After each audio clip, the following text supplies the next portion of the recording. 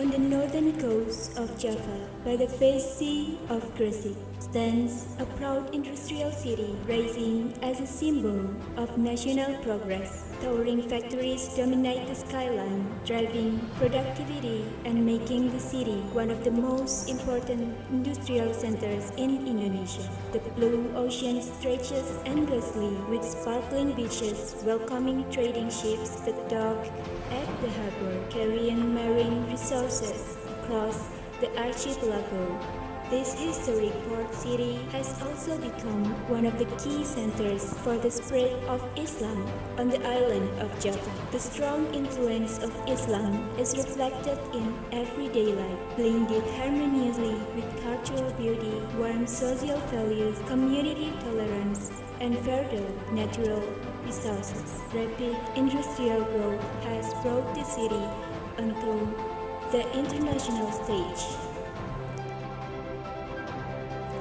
From this remarkable city, we begin to place our dreams. This is our home, Universitas Muhammadiyah Gresik. Universitas Muhammadiyah Gresik, or UM Gresik, is home to thousands of future leaders, innovators, and agents of change. The campus is not only a place to gain knowledge, but also a space to cultivate unlimited potential and talent. UM Gresik has produced a golden generation ready to face global challenges. Students are equipped with diverse knowledge and a strong spirit of Islamic entrepreneurship that encourage perseverance and resilience. Professional and wise lecturers guide students with dedication and care. They do more than teach, they shape character, encourage critical thinking, and help uncover hidden potential. At UM Gresik, students are trained to become independent learners. They are given assignments that promote critical thinking, independent research, and problem-solving in various contexts. In addition, UM Gresik provides self-service facilities that allow students to access academic and administrative resources independently. Universitas Muhammadiyah Gresik has 8 faculties and 32 study programs that serves as bridges toward future aspirations. These faculties include the Faculty of Agriculture, Faculty of Teacher Training and Education, Faculty of Engineering, Faculty of Health Sciences, Faculty of Economics and Business, Faculty of Law, Faculty of Psychology, Faculty of Islamic Studies, and postgraduate programs.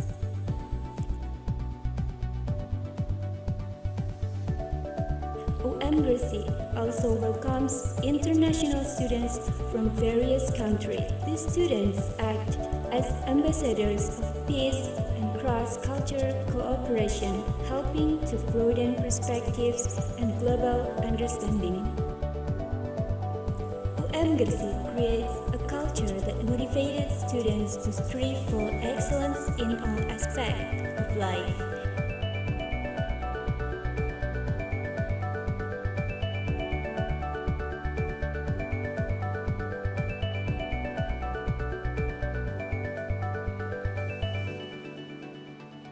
This year, UM Gresik achieved remarkable recognition, being ranked among the best universities in Gresik Regency.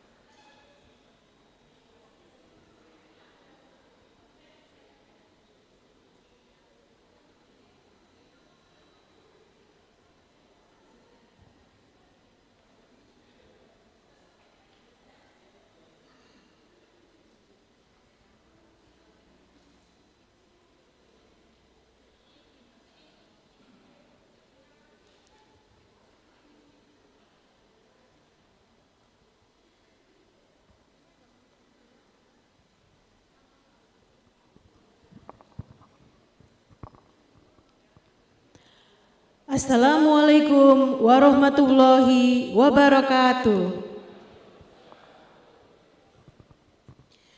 A very good morning to all of us, to everyone gathered here in Hall Sang Pencerah Universitas Muhammadiyah Gresik, and to our colleagues joining online through Zoom meeting platform. Ladies and gentlemen, my name is Rizka Batubara, and it is a wonderful and precious opportunity for me to be your master of ceremony today. On behalf of Universitas Muhammadiyah Gresik, welcome to the first International Conference on Innovation of Science and Social Studies, Icisss 2026, taking place from the 20th to the 21st August 2026 here in Gresik, East Java, Indonesia.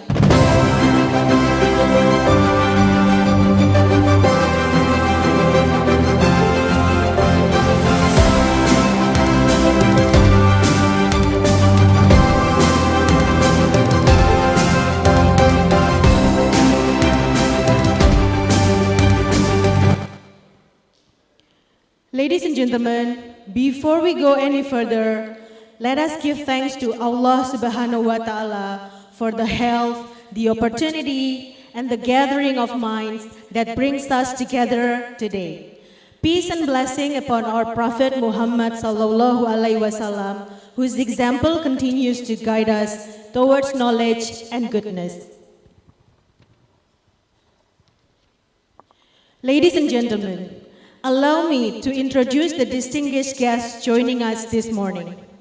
From Universitas Muhammadiyah Gresik, BPH Universitas Muhammadiyah Gresik, Haji Muhammad Toha Mahsun, Secretary of BPH, Treasurer Mr. Yusuf Ahmad Sabri, Rektor of Universitas Muhammadiyah Gresik, Profesor Dr. Hoirul Anwar, Vice Rector 1, Dr. Selamat Asari, Vice Rector 2, Dr. Tumirin, Vice Rector 3, Dr. Harunur Roshid, the Deans from all faculties, and the Chairperson of Icisss 2026, Dr. Umaima.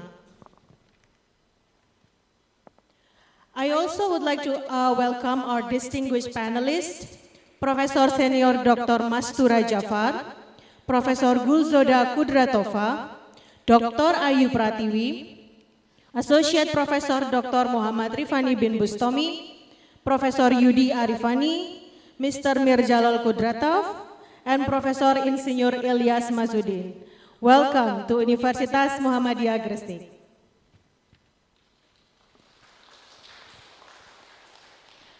Our valued co-host institution and partner organization also welcome and thank you for standing with us. And last but not least, to all presenters, colleagues, and participants joining us, both on site and virtually, a very warm welcome to Icisss 2026. Ladies and gentlemen, let me briefly walk you through this morning's agenda.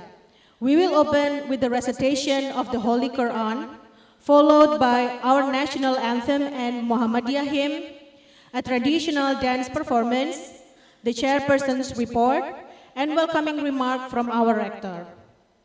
After a short break, we will move into our keynote speech, panel discussion with a lunch break in between. And with that, ladies and gentlemen, let us begin.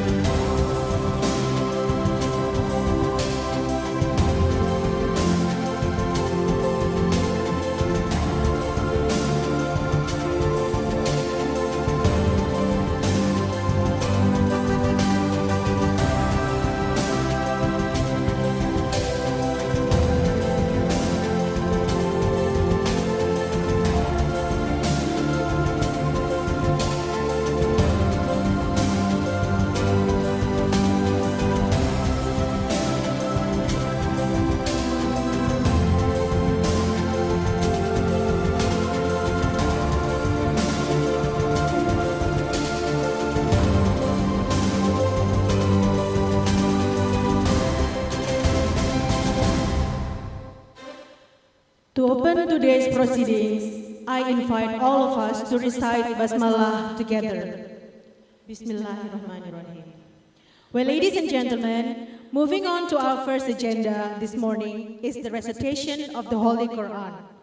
I would like to invite Muhammad Asumani, our international student of Master Program in English Education from Comoro, Africa, to lead this recitation.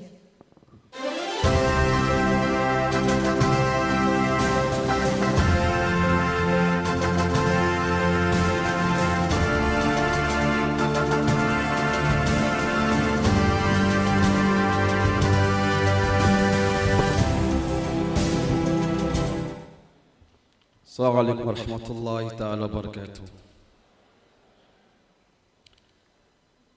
أعوذ بالله من الشيطان الرجيم.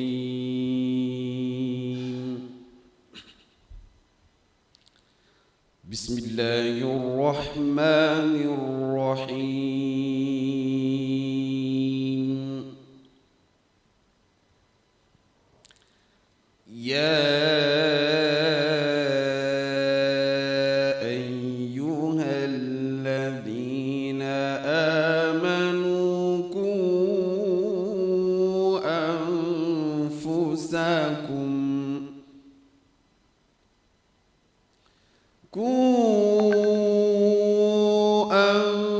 أنفسكم وأهليكم نارا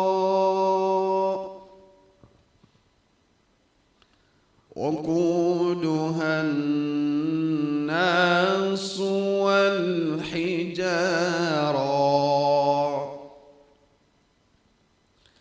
عليها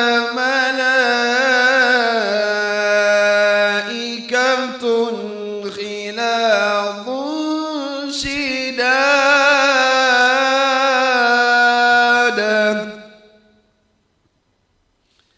لا يعصون الله ما أمرهم ويفعلون ما يؤمرون.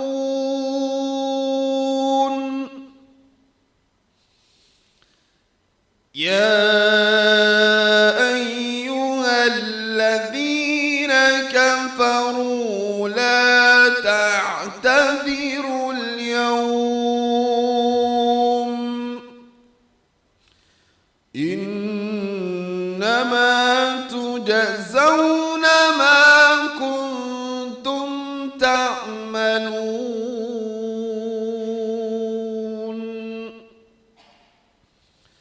يا أيها الذين آمنوا توبوا إلى الله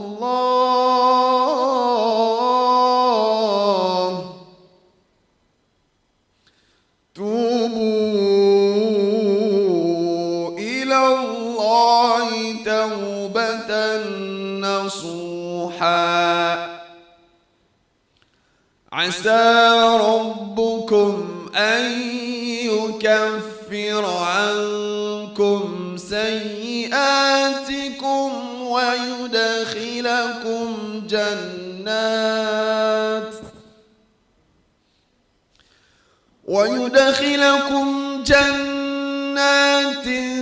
تجري من تحتها الأنهار يوم لا يخزي الله النبي والذين آمنوا معه نورهم يسعى بين أيديهم وبأيمانهم يقولون ربنا أتمم لنا نورنا واغفر لنا ربنا إنك على كل شيء قدير. يا أيها النبي جاهد الكفار والمنافقين واغلظ عليهم ومأواهم جهنم وبئس المصير. صدق الله العظيم.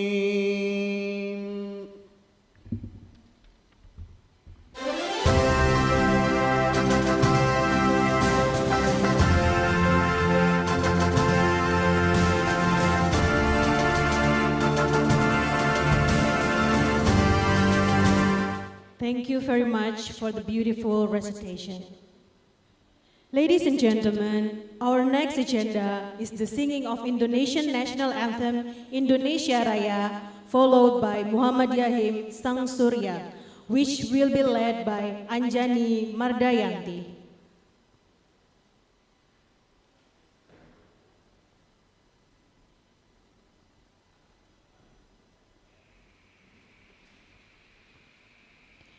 Ladies and gentlemen, please rise from your seat.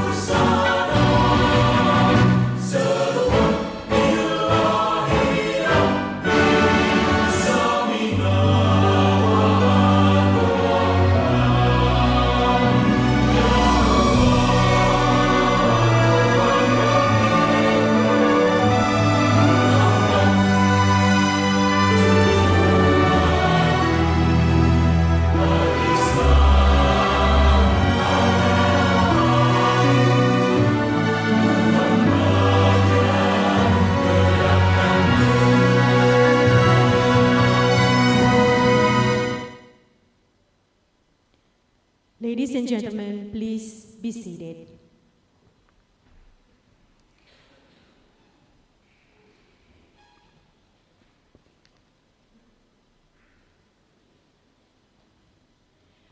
Moving on to our next agenda is a dance performance by students of Universitas Muhammadiyah Gresik. They will perform a dance called Wonderland Indonesia. This dance is a new creation dance, a blend of modern and traditional. Traditional dance movements are combined with modern touches, highlighting Indonesia's diverse culture. Ladies and gentlemen, please welcome and give a big applause for our dancers, Miss Safira Nur Firdausi, Miss Luhta Silmi Maulidia Mukminin, and Miss Frida Amalia Karima.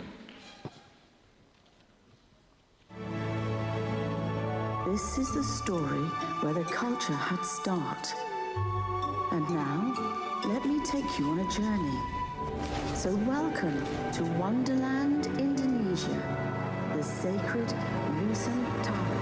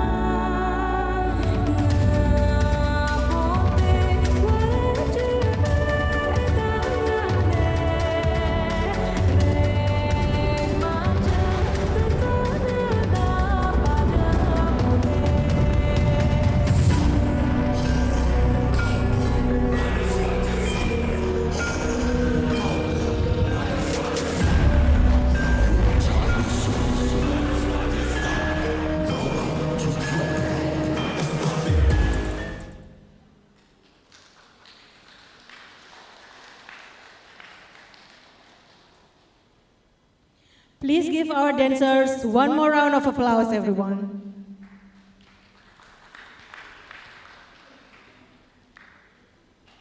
Thank you. Next, we will continue with the prayer. Please welcome Secretary of BPH, Haji Muhammad Toha Masun, to the stage to lead us.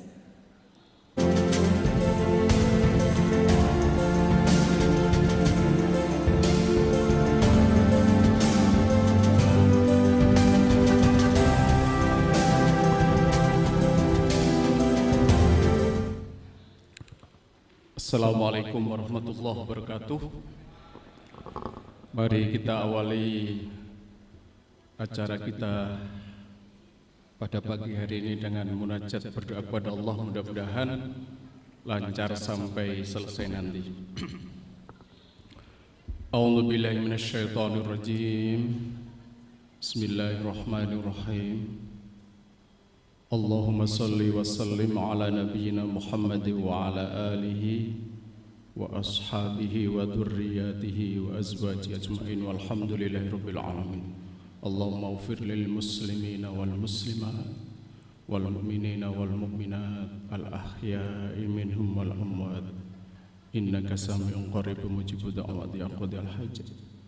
Allahumma arinal haqqa haqqan warzuqna ittiba'ah wa arinal batila batila warzuqna ijtinabah. Allahumma yassir lana wa la tu'assir alaina. Rabbana tammim bil khair. Rabbana atina min ladunka rahmah wa hayyi' lana min amrina rasyada.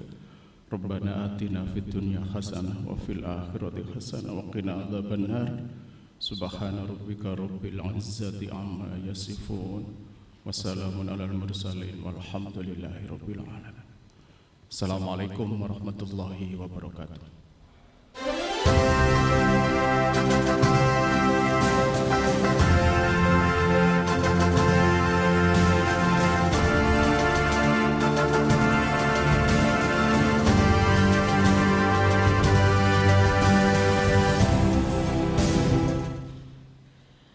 Ladies and gentlemen, our next agenda is the report from the chairperson. I now invite the chairperson of Icisss 2026, Dr. Umaymah, to come to the stage.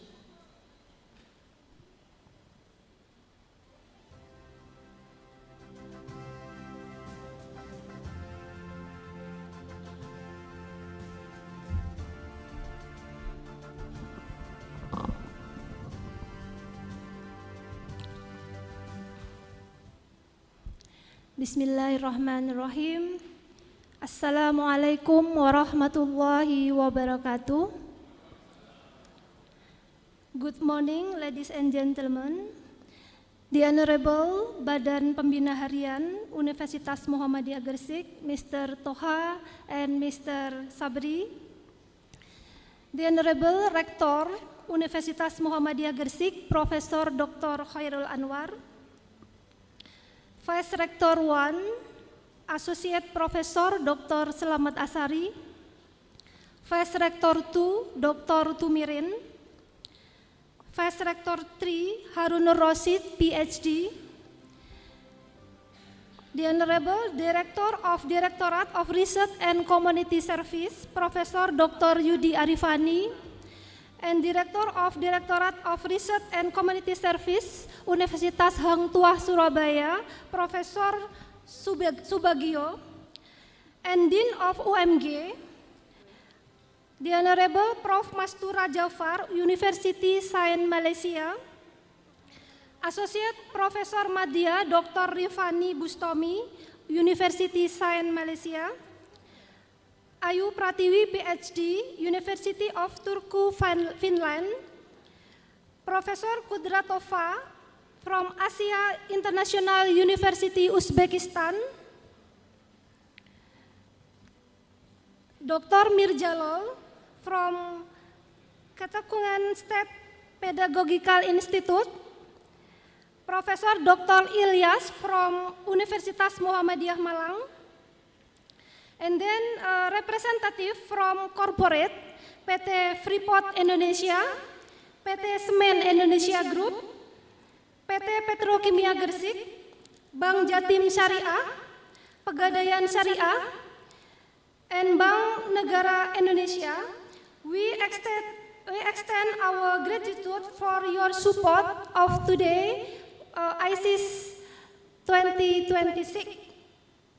And the Honorable co-host from Universitas Unhair Ternate, Universitas Hang Tuah Surabaya, Faculty of Education OMG, Faculty of Agriculture OMG, Faculty of Law OMG, Faculty of Psychology OMG, and the Faculty of Health OMG. And then the Honorable School Principal from the Gresik Regency area, presenter and attendees. First of all, let us thank Allah Almighty for His blessing, allowing us to gather together at Universitas Muhammadiyah Gresik for International Conference on Innovation of Science and Social Studies, Icisss 2026. Blessing and peace be upon the Prophet Muhammad, peace be upon him and his family. Ladies and gentlemen, I welcome you to Universitas Muhammadiyah Gresik and Icisss 2026. As the committee chair, I would like to report the international conference will take place over 2 days, August 20 to 21, at Campus 1 Universitas Muhammadiyah Gresik. And this year, Icisss 2026 was attended by 226 participants with 135 paper presenters from 47 institutions in Indonesia and abroad, including Thailand, Malaysia, Komoro, Sudan, Yemen, Vietnam, Uzbekistan, Finland, and both online and offline. The current goal, thank you.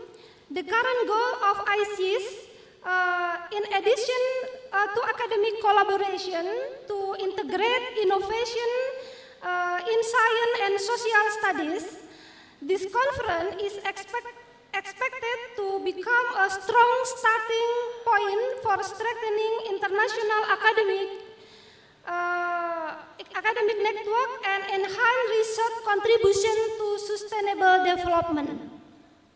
Meanwhile, we need to convey that the Deputy Minister of the Ministry of Education, Prof. Stella Christie, cannot attend because there is a concurrent event. So maybe in the next time, Prof. Stella came here. Ladies and gentlemen, we are very happy with this participant. We hope this conference will become a good place to share knowledge, enhance ideas, build academic network, and develop future collaboration. We also hope the Icisss will not only a conference, but also a starting point to joint research, publication, institutional collaboration, and other meaningful academic activity. On behalf of the committee, I would like to express our sincere gratitude to all speakers, partners, co-hosts, universities, institutions, sponsors, presenters, participants, and everyone who has supported Icisss 2026. And also my special thanks to all members of the organizing committee for their hard work and dedication. Finally, our appreciation goes to the leader of company supporting Icisss 2026, our co-host, this event, the director of the postgraduate program of OMG, paper presentation, participant, and the member of the Icisss 2026 committee. Thank you very much for your support and participation. Wassalamualaikum warahmatullahi wabarakatuh.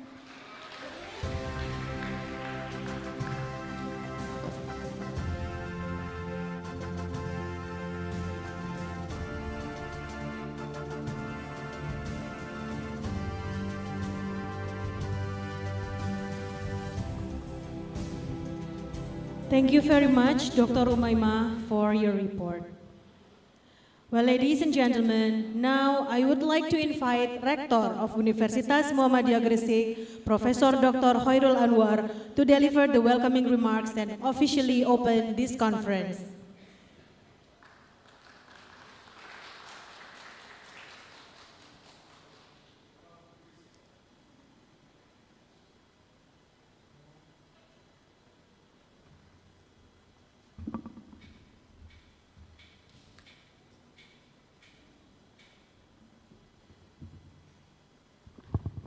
Bismillahirrahmanirrahim. Assalamualaikum warahmatullahi wabarakatuh.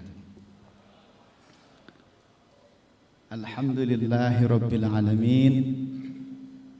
Wassalatu wassalamu ala asrafil anbiya wal mursalin, nabiyina Muhammadin wa ala alihi wa sahbihi ajma'in.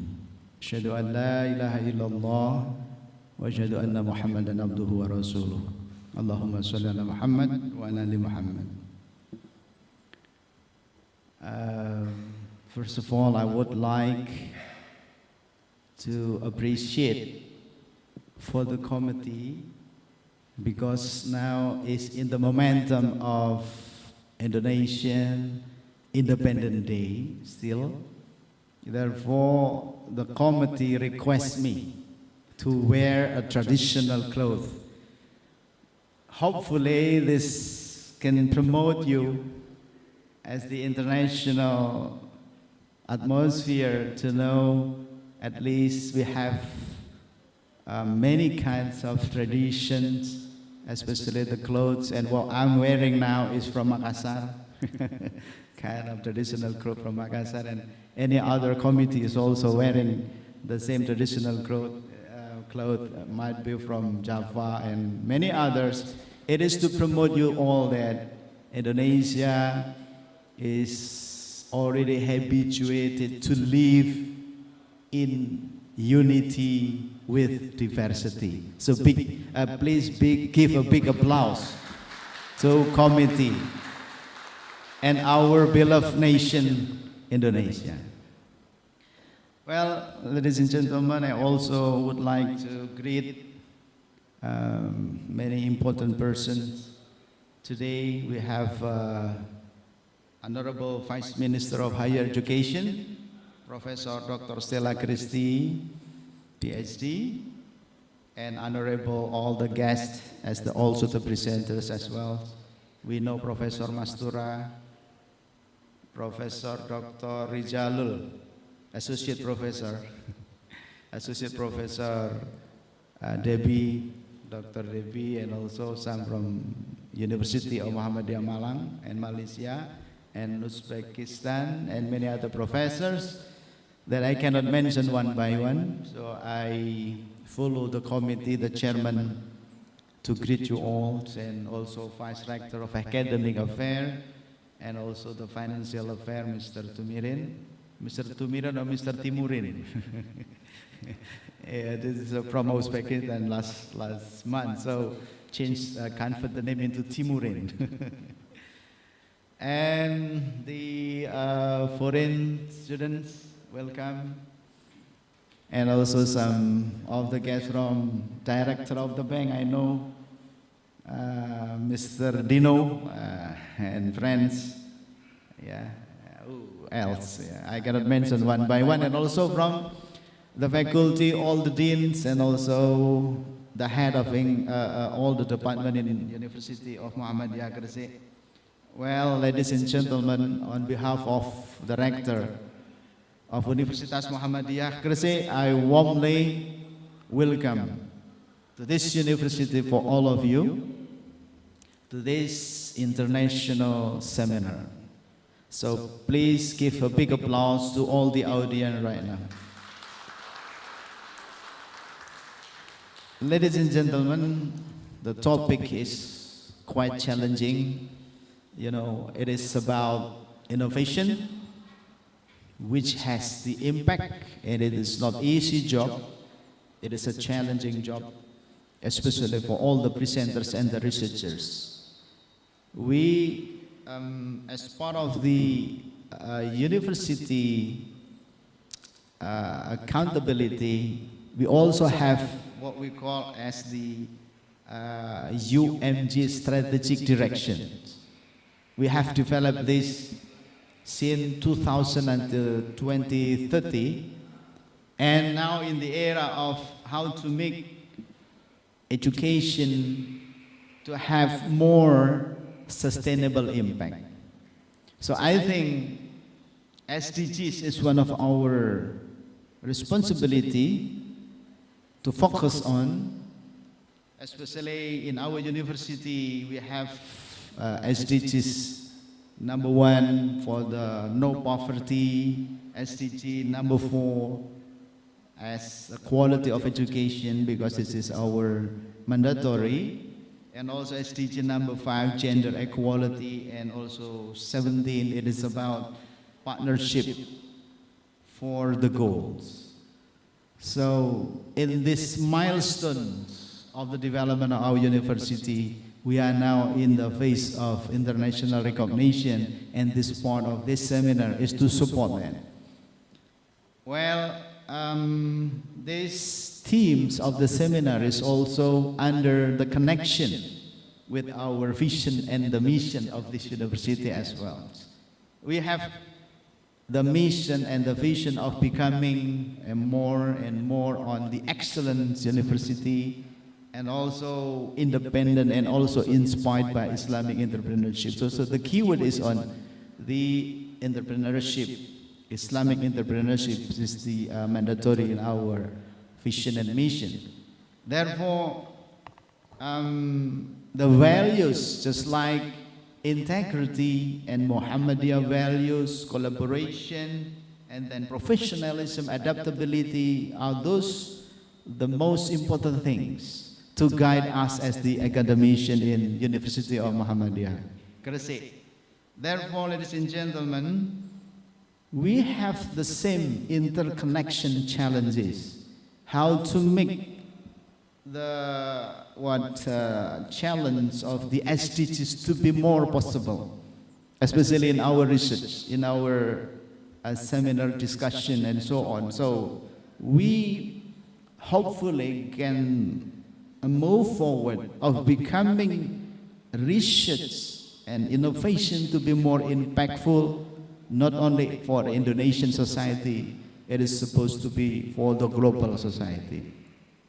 Therefore, I really appreciate for this kind of the momentum, especially for the committee to take this kind of the topic. Therefore, for the speaker, I think we have a challenge. You challenge us, yeah, for the evidence, for the insight, for the practical pathways, yeah, for the impact. And then for the researcher as well, we also challenge you on how to connect your research, your finding of the research with the policy, with the industry, with the education, and so on. Because, you know, Gresik is part of the hub of the industry. We have so many kinds of living laboratory. We have industries, logistics, we have agriculture, fisheries, yeah, MSMEs, and also diverse communities. So we try to connect all those things by making our mission, our vision of this university into this seminar. So we hope institutionally all the manuscripts, networks, yeah, collaboration can be implementable. Therefore, may this seminar become meaningful, become the place for the dialogue to strengthen the innovation. And with gratitude to all distinguished guest speakers, committees, and participants, I officially open this international seminar by Bismillahirrahmanirrahim.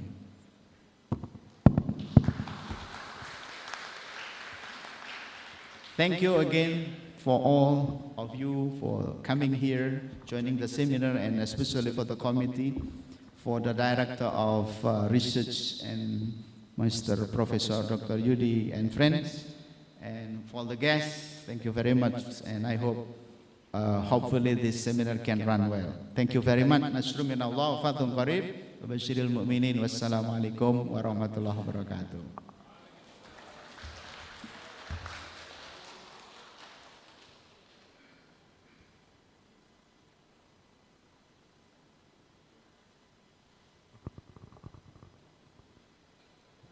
Thank you very much for your kind remarks and for officially opening Icisss 2026. Well, now I would like to invite BPH, Rector of Universitas Muhammadiyah Gresik, Vice Rectors, the Deans, Chairperson, and all of the panelists to come forward to do the photo session.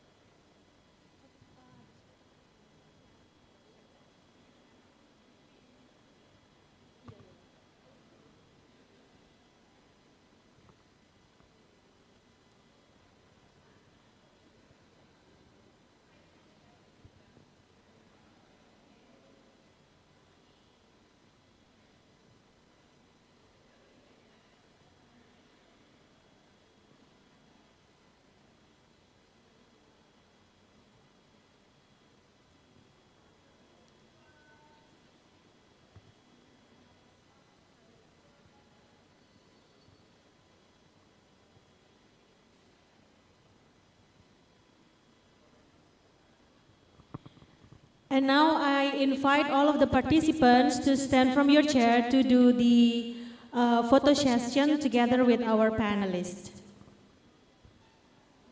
All of the participants, please raise from your seat. We will take the photo from the stage.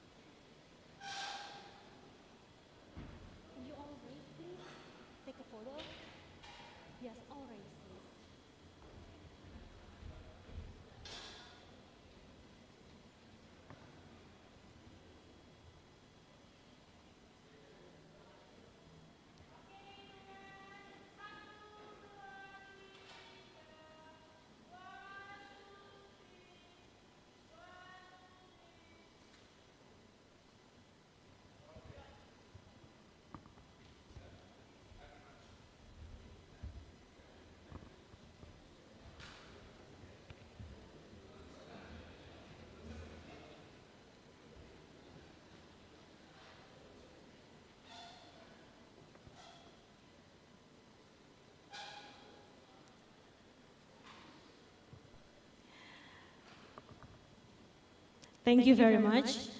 Ladies and gentlemen, we will take a short break. The refreshments are at the back of the hall, and please help yourselves. Kindly be back in your seat in 10 minutes as we will continue with our panel discussion session. Thank you. 10 minutes.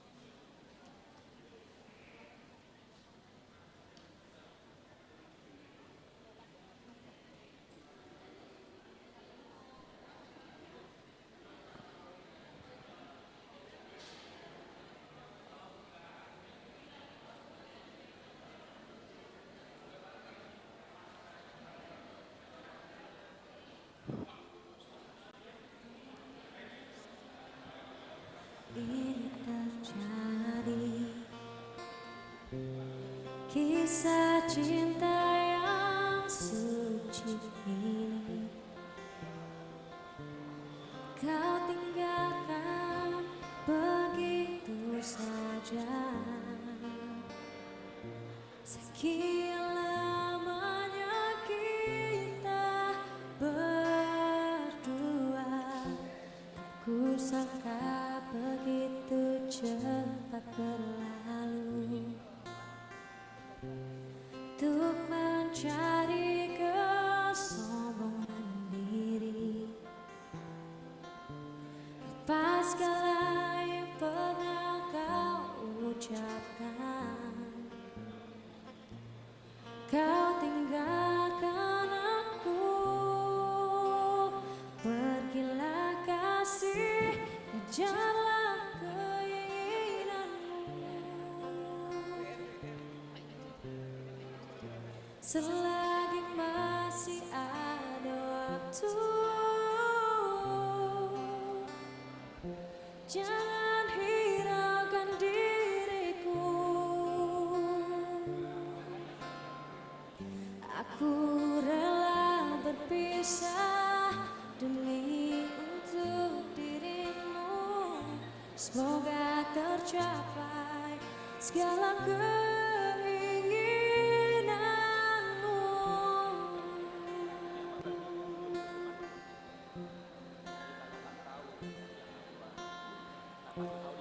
Ku sangka begitu cepat berlalu. Untuk mencari kesombongan diri, lepas segala yang pernah kau ucapkan. Kau tinggalkan aku, pergilah kasih, kejarlah keinginanmu. Selagi masih ada waktu, jangan hiraukan diriku. Aku rela berpisah demi untuk dirimu. Semoga tercapai segala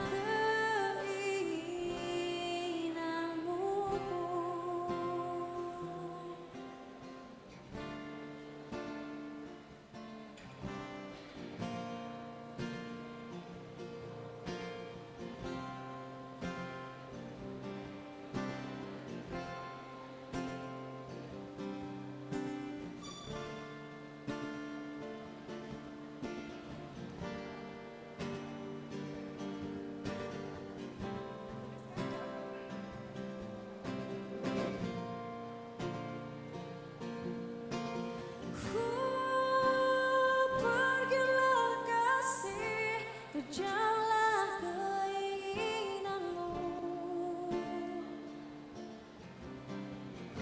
Selagi masih ada waktu, jangan hiraukan diriku. Aku rela berpisah demi untuk dirimu. Semoga tercapai segala keinginanmu. Kejarlah keinginanmu. Selagi masih ada waktu,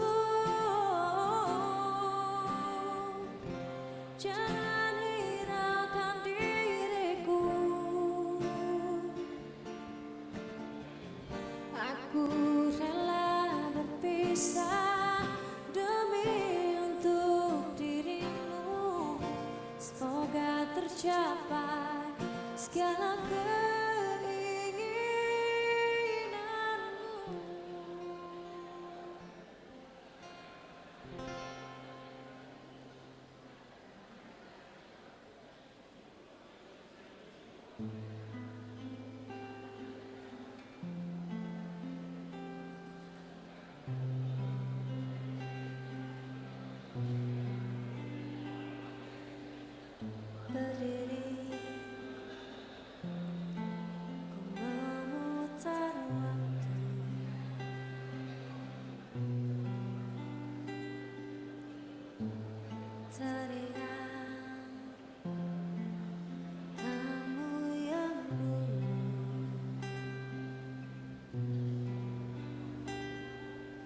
ada di sampingku setiap hari, jadi sandaran ternyaman saat ku lemah, saat ku lelah.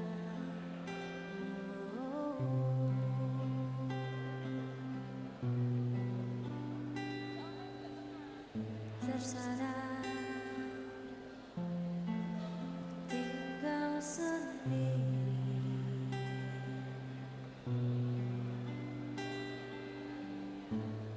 merenungi semua yang tak mungkin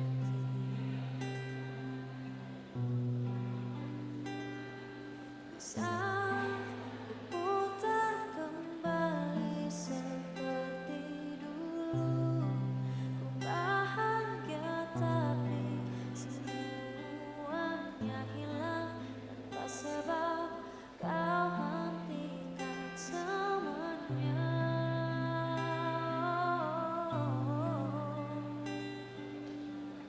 Terluka menangis tapi ku terima semua keputusan yang telah kau buat. Satu yang harus kau tahu,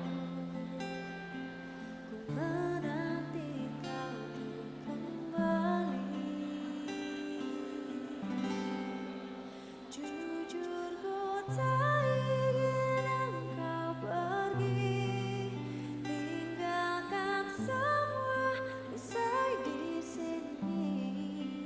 Tak tertahan air mata ini mengingat semua yang telah terjadi.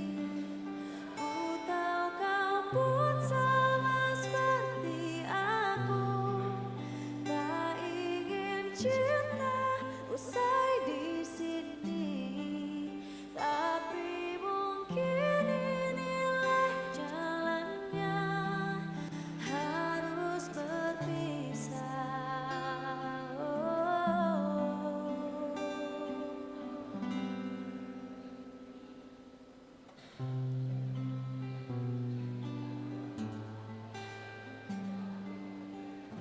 Terluka menangis tapi ku terima semua keputusan yang telah kau buat. Satu yang harus kau tahu, menanti kau untuk kembali.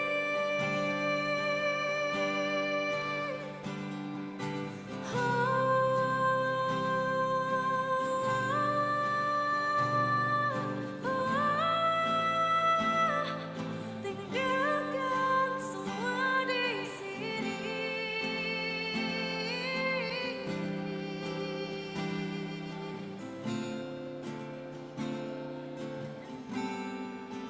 Ku tahu kau pun sama seperti aku, tak ingin cinta usai di sini, tapi mungkin inilah jalannya, harus berpisah.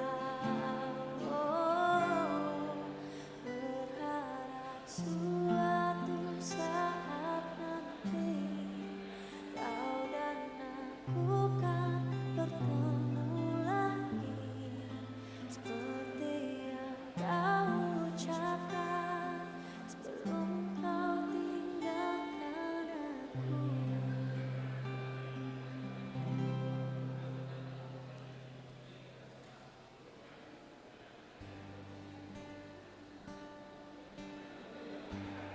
Pejamkan mata ini, mencoba untuk melupakan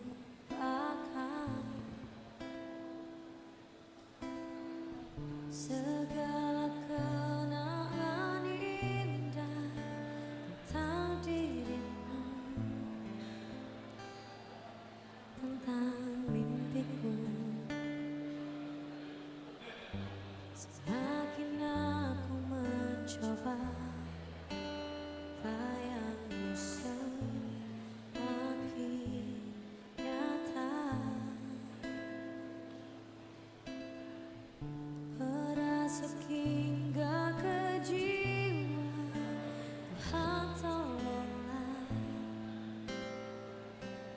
diriku. Entah di mana dirimu berada, hampa terasa hidupku tanpa dirimu.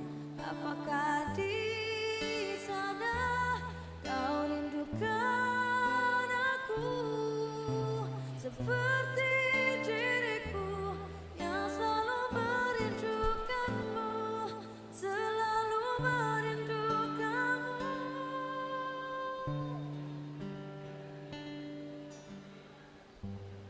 Bisa aku ingkari engkaulah satu-satunya yang bisa membuat jiwaku yang pernah mati menjadi berarti. Namun kini kau menghilang bagaikan ditelan bumi. Tak pernahkah kau sadari arti cintaku untukmu? Entah di mana dirimu berada, hampa terasa hidupku tanpa dirimu. Apakah di sana kau rindukan aku seperti diriku yang selalu merindukanmu, selalu merindukanmu.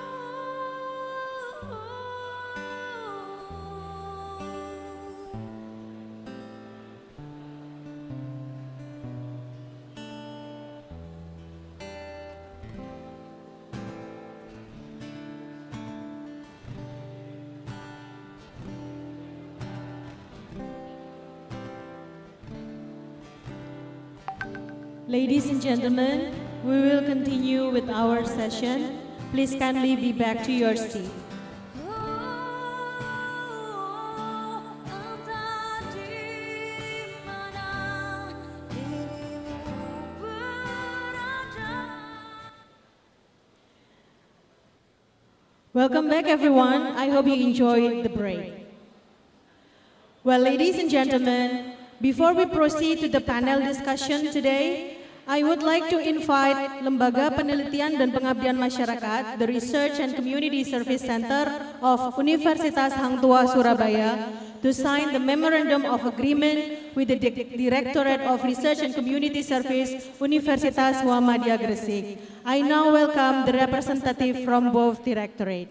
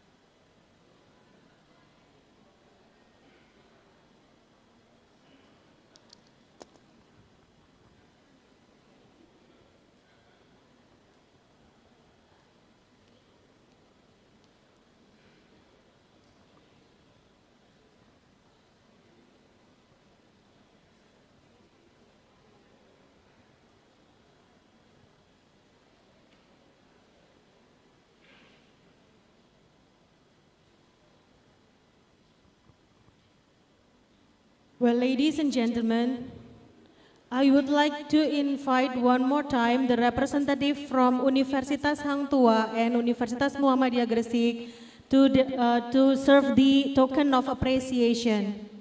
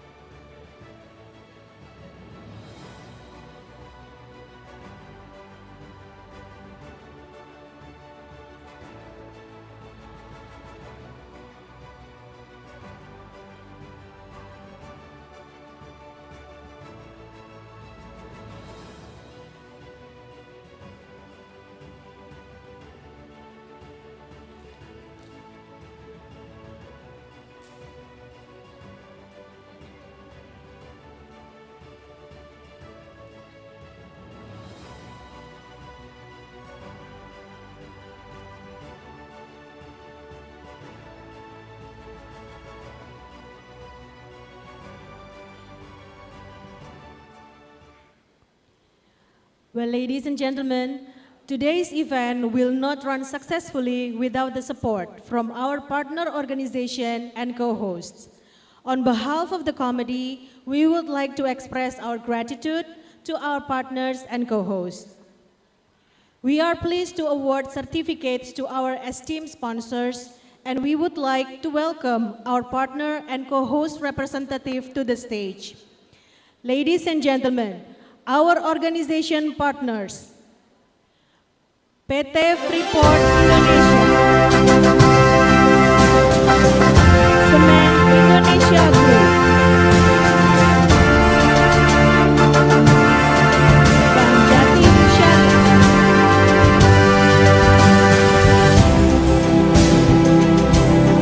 PT Petrokimia Gresik,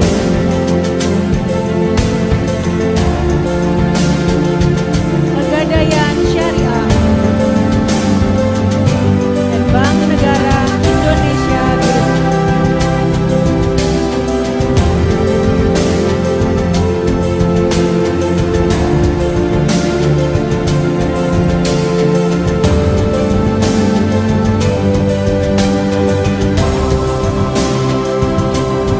We are also pleased to welcome and award a certificate to our esteemed co-host.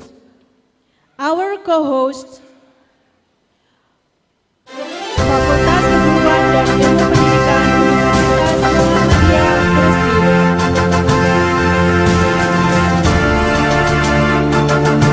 Universitas Kairo,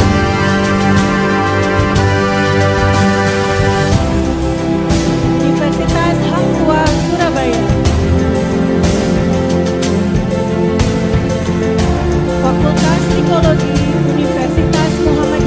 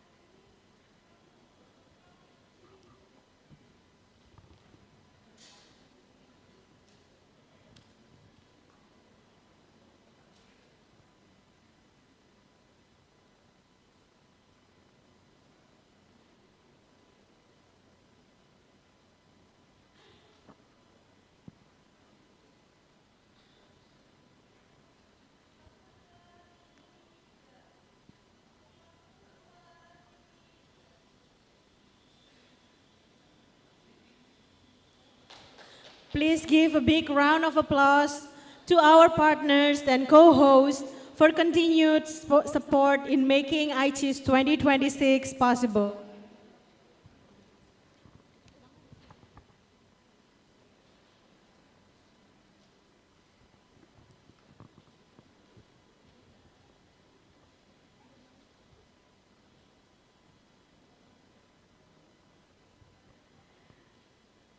Well, ladies and gentlemen, without further ado, let us now move to our first panel discussion. This session will be moderated by Ms. Paulina. Over the next 80 minutes, we will hear from our distinguished panelists. Each will be speaking for 20 minutes. Ladies and gentlemen, please welcome Ms. Paulina.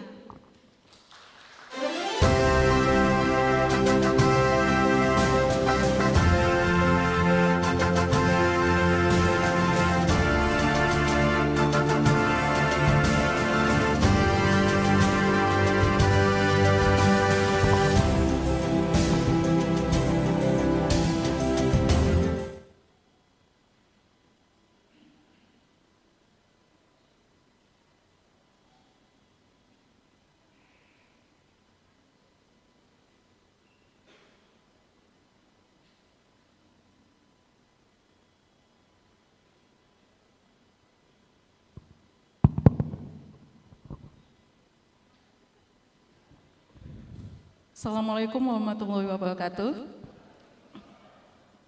Good morning, everyone. The Honorable, the Executive Board of Universitas Muhammadiyah Gresik, the Honorable, the Rector, all Vice Rectors, all Directors, the respected Deans and Vice Deans, our distinguished speakers and invited guests, respected lecturers and academic colleges, all students, participants, both on-site and online, ladies and gentlemen. It is a great pleasure for me and it is an honor for me to serve you today as the moderator for the international seminar, the first international conference on innovation of science and social studies, or we call it Icisss 2026, hosted by Universitas Muhammadiyah Gresik. My name is Paulina, and I'm happy, very happy today to welcome you here. And we have two panel sessions today. Let's start with our first panel discussion. For the first panel discussion, we will serve you with wonderful speakers, three wonderful speakers from different institutions and different countries. We have a speaker from Malaysia, we have a speaker from Uzbekistan, and also from Finland. The first, we will have Professor Senior Dr. Mastura Jafar from University Science Malaysia. The second, we will have Prof. Gulzoda Kudratova from Asia International University or Osio Salsao University, Uzbekistan. And then the last, we will have Dr. Ayu Pratiwi from the University of Turku, Finland. Now, we will invite our on-site speaker first to come to the stage. Ladies and gentlemen, please welcome Professor Senior Dr. Mastura Jafar.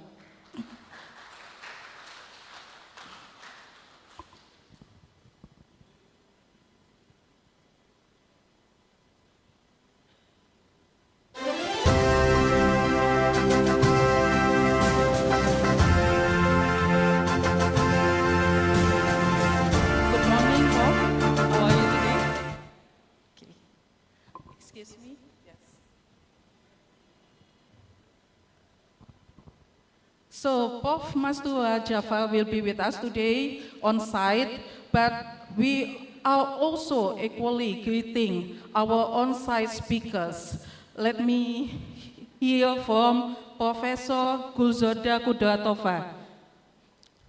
Hello, Professor Gulzoda Kudratova. Can you hear us clearly?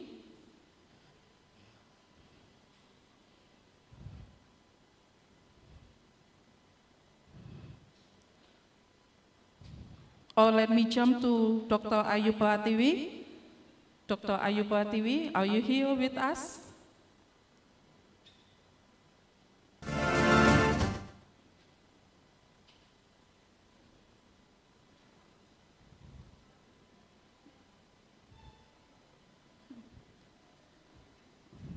Okay, so while waiting for Professor Guljoda Tova and also Dr. Ayub Pratiwi, let's start first with Professor Senior Dr. Mastua Jafar from University Science Malaysia. So before Mastua delivering the presentation, let me read her biography first.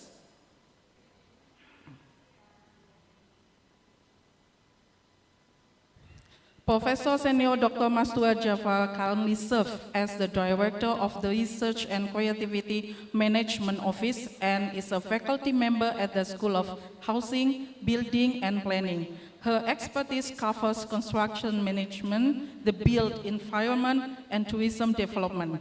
In 2025, she was recognized among the world's top 2 scientists in economics and business. She also serves now as the editor-in-chief of the Journal of Construction in Developing Countries. Ladies and gentlemen, please welcome Prof. Senior Dr. Mastua Jafar. Prof. Mastua, the floor is yours.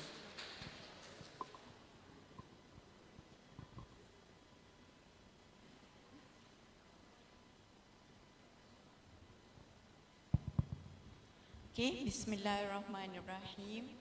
Assalamualaikum warahmatullahi wabarakatuh and very good morning.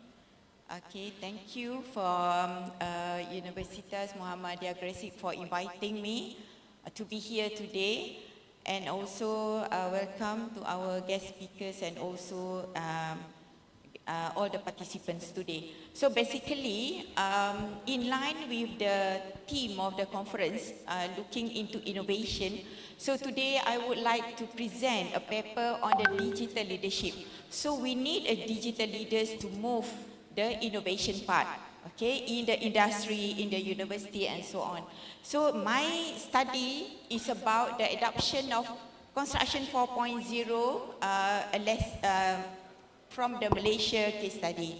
Okay, so next slide. I think tak boleh nak.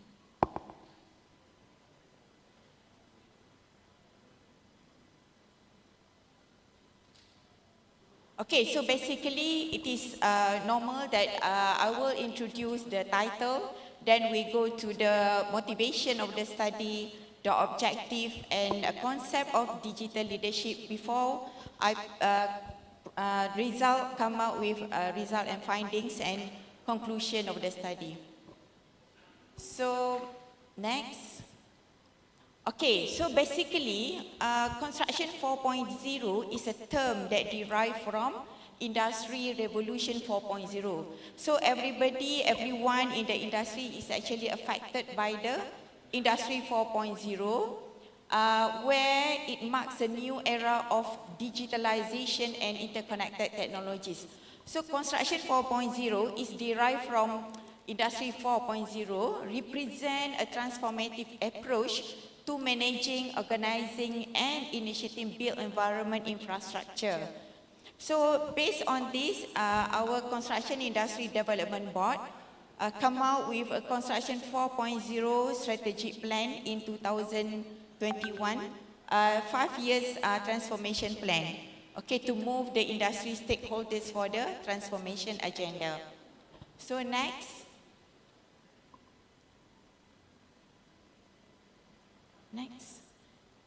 Okay, so basically when we have this push from the industry, it forms a competitive and complex environment to each organizations in the industry. So organizations need to move, okay, by transforming the way projects are planned, managed and executed.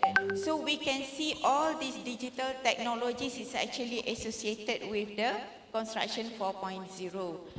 So we have been given a task by the CIDB to do a study looking into the technology adoption level in the construction industry right after the COVID-19. So we have done a study on 912 Malaysian contractors, and we identified that Malaysian contractors still at the predominantly semi-automated level, because in the construction industry we have more than 10,000 contractors, and most of them, 90% or more, is actually in the medium and small size. So when we have these companies, their transformation is actually slow, and majority of them is actually a senior citizen, means that they are older generation that put a limitation for them for this digitalization. So that's why we need to have a digital leaders to move the organizations towards the construction 4.0. So next. So basically, when we do this study, the motivation of the study, we identified that there are insufficient studies on digital leadership, particularly in the construction industry. So we need to have a synergy between leadership and their effectiveness in the specific environment. And also there is a limited explanation how leadership practice need to adapt for construction 4.0. So next, okay, so this is our objective, to examine how the contractors in the construction industry perceive the importance of digital leadership. Okay, so basically based on the construction 4.0 strategic plan, okay, CIDB has already identified the 12 types of technology, 12 emerging technologies in construction 4.0, which include also the fifth one, the building integrate information modeling BIM. So basically BIM is actually the main things in the construction industry that integrate majority of these technologies here, okay, in the construction industry. Okay, next. So when we talk about digital leaders, I think any organizations also need to have digital leaders. Why? Because digital leaders is important in guiding and directing employees towards embracing digitalization within the organizations. Okay, so according to Avolio, specific in the construction sector, digital leadership is understood as the capability to articulate a digitalization roadmap and translate vision into reality. So in each organization, digital leaders is important to move the digital planning of the company. Digital leaders champion an agile company environment that enables rapid innovation and increased customer satisfaction. Okay, next. So why digital leaders are important in the construction industry? Because digital leaders need to create strategic direction, to overcome resistance to technological change, to develop digital capabilities, okay, to increase the organizational capability, to facilitate the collaboration across fragmented stakeholders, because we know in the construction industry there is always a fragmentation, okay. Architects work solely and we have also the contractors and so on. So we have to have technology to be integrated all these stakeholders. Okay, enable, the last one, enable organizational agility, organizational capability that enable firms to sense digital more opportunities, mobilize resources, and to adapt their process. So altogether, we need digital leaders at each level of organization in the construction industry, at the project level, at the organizational level, to move the ecosystem. Okay, next. Okay, so how do we proceed with our study? Okay, we identified 20 respondents, okay, with 5 or more than 5 years with industry experience. They are the top management positions and demonstrate working familiarity with construction 4.0. And we have done a focus group discussions. Okay, so next. So how they perceive this digitalization? So basically they acknowledge, okay, the digitalization is important, okay, but it is still something very new in the industry and requires a significant shift in industry practices, especially older generations.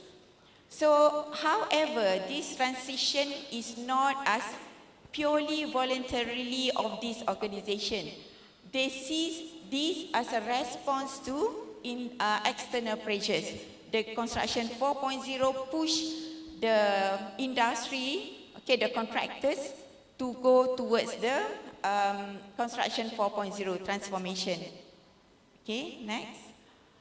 Okay, in terms of company movement, so they see that institutional support plays an important role in shaping the industry digitalization transformation agenda. For example, some of the large contractors already implemented building information modeling in their cost planning and estimation.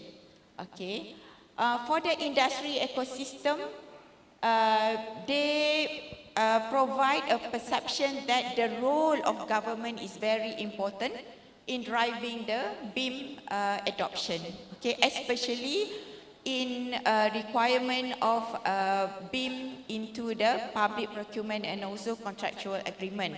So if the government push the contractors to use any new technology, so the contractors perceive that they need to do so. So there should be a push factor from the government to move the technology in the ecosystem.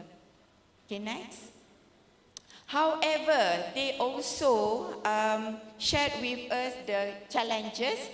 Okay, the first one is most of our contractors, as I mentioned, they are still of the older generation and they are not interested in digitalization and do not have holistic understanding of digitalization. So employees and management also normally they have experienced discomfort and resistance towards organizational change. So normally the older generation will refuse to change because they are familiar with the traditional work practices. Okay, so what about senior managers?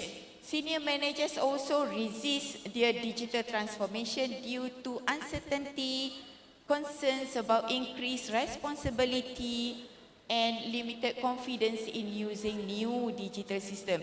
So for them to learn new things is a limitation.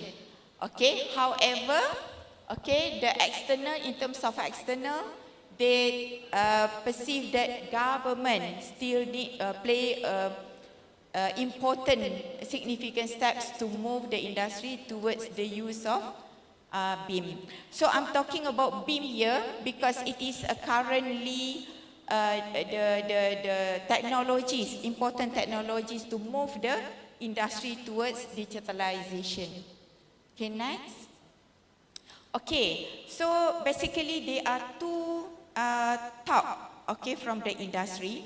One, the large firms, they are okay because normally these firms, they have the younger generation who, for them, to move the organizations needs to have a mission and vision. Okay, so they are good with this. Okay, but the smaller firms, as I mentioned, 90% of them are in small and medium sizes. They are busy with getting project. So for them to move into digitalization is a second thing.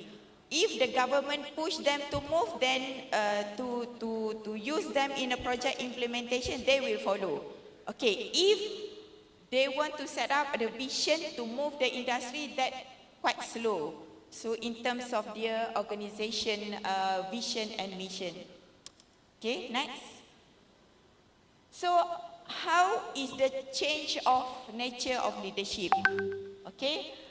Importantly, if previously the leaders are all authoritative, But, okay, when they want to move this transformational, the leaders now should be more connected with employees.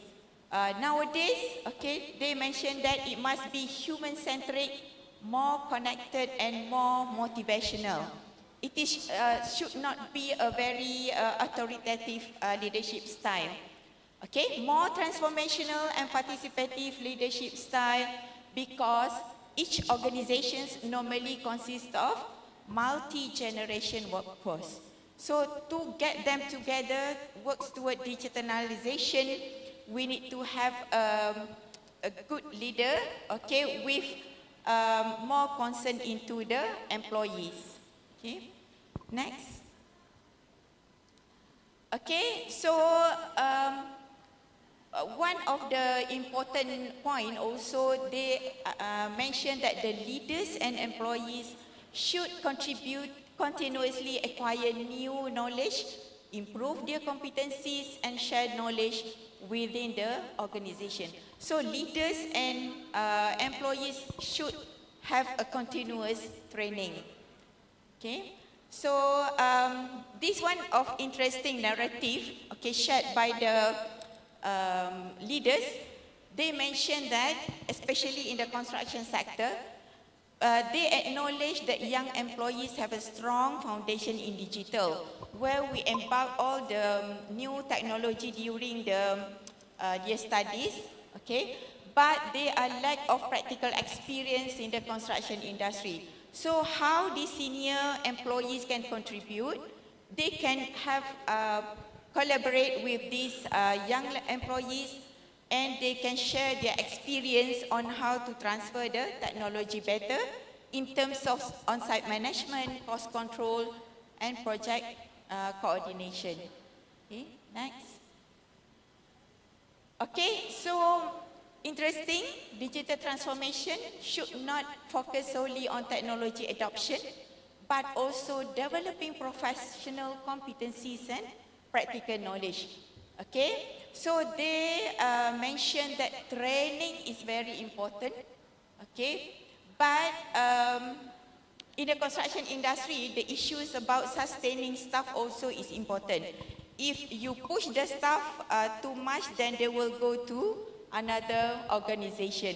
So that is the important point here. Understanding this human kindness is real. Okay. So we are moving into industrialization 5.0, where emphasizement on the human-centric revolution is needed here. Okay. So yes, in the case of BIM, okay, so we have seen that BIM is actually one of the key digital technologies underpinning the transformation of construction industry towards 4.0. So basically BIM actually integrate most of the technologies used, okay, under construction 4.0, for example, IoT, artificial intelligence, cloud computing, and so on. However, the adoption of BIM and other construction 4.0 is not solely a technological issue, and it requires substantial changes in organizational process, workforce capabilities, inter-organizational collaboration, and established ways of working. So these conclude the importance of leadership in translating technological opportunities into organizational transformation. So strong leadership is essential, okay, for aligning staff with organizations.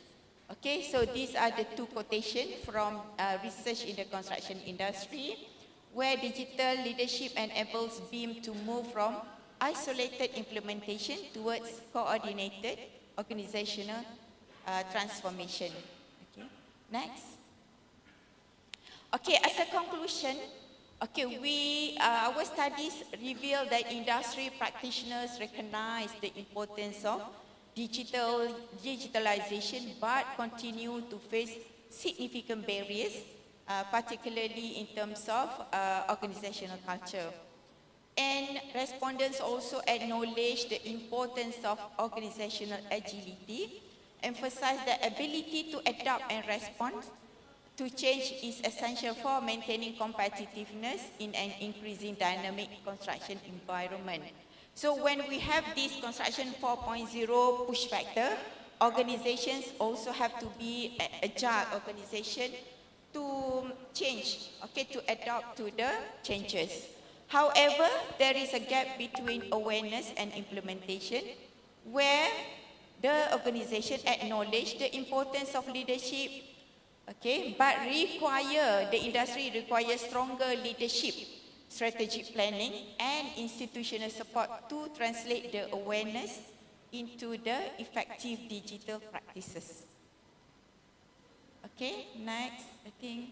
Okay, so from our study, we conclude that digital leaders in the construction industry should be responsive, human-centric, digitally competent, and agile. Okay, capable of navigating international influence, including technological advancement, economic uncertainties, and so on.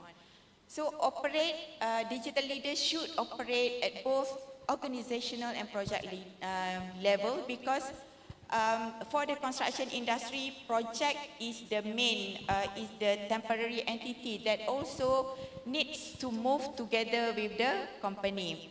So while strategic direction is typically established by senior leadership, project leaders also play a critical role in translating digital initiative into practice. Because if we talk about BIM is actually been implemented at the project level, but the consequences to the organization also is significant, because it will increase the process and also the performance of organization. So the last one requires continuous investment in training and capability development, together with efforts to reshape organizational culture, which is very important on the human part, okay, in overcoming resistance to change among more experienced leaders and embedding digital mindset throughout the organization.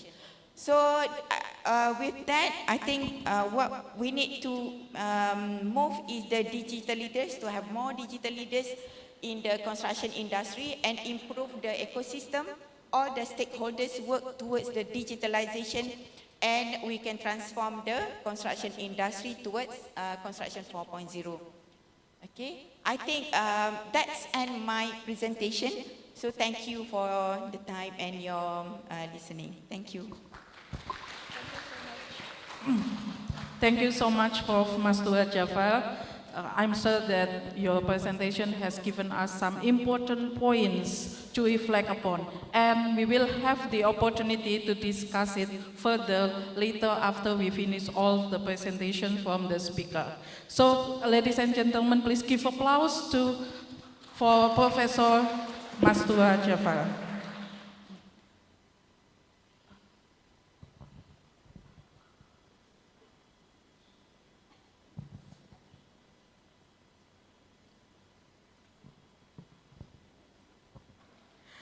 Now, let me move to our second distinguished speaker.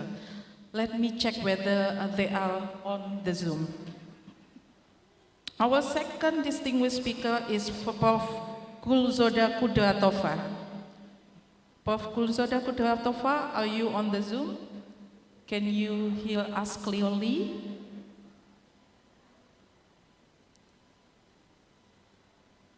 Hello, Prof. Gulzoda Kudratova. Can you hear us clearly?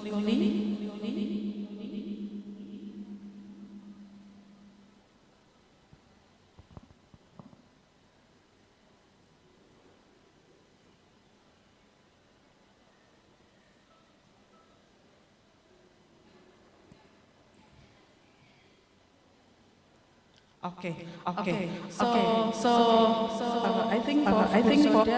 has already on the Zoom, but then maybe she is having a connection problem. But let me move to our next speaker, Dr. Ayu Prativi from Finland. Dr. Ayuba Tiwi, are you on the Zoom now? Can you hear us clearly?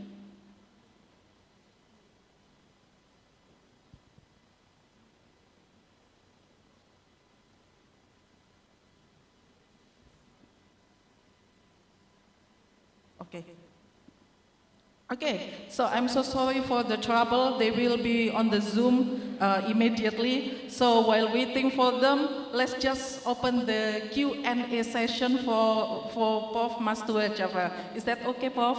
Okay, so for all the participants, it's time for you to ask a question for Prof. Mastua Java. If you have any question, please raise your hand and then introduce yourself briefly and mention your question.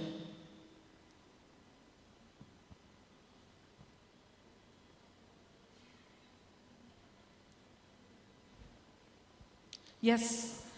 Okay, so let me come to you.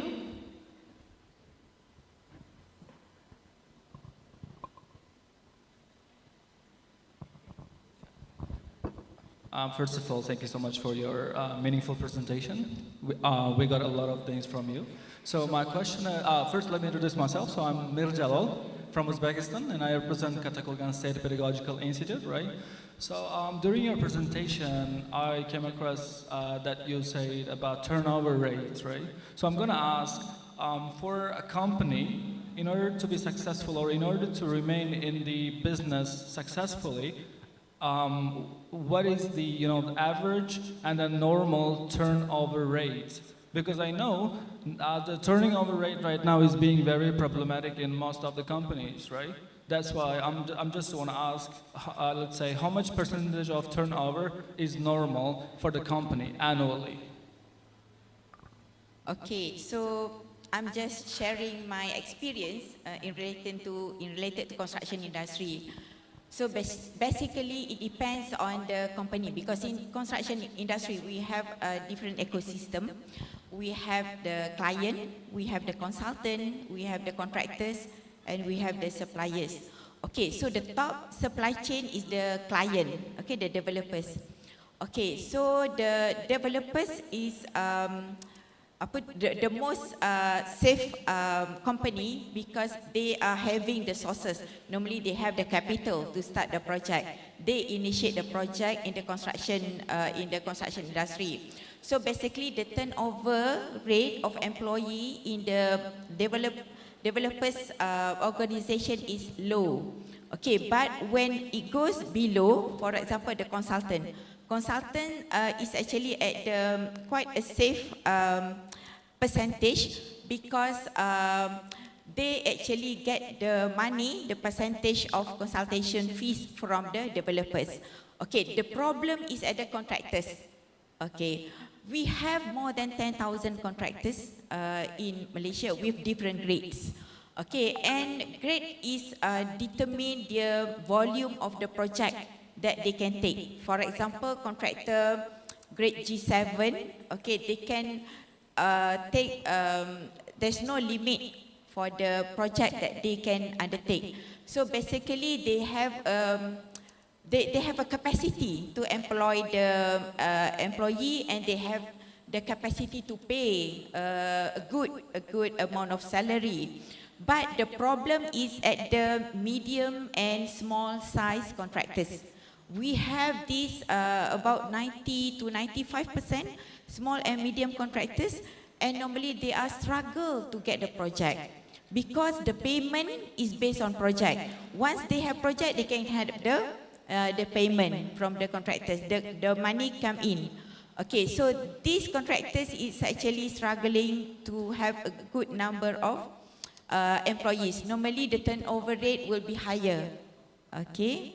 Okay, so I think that's what I can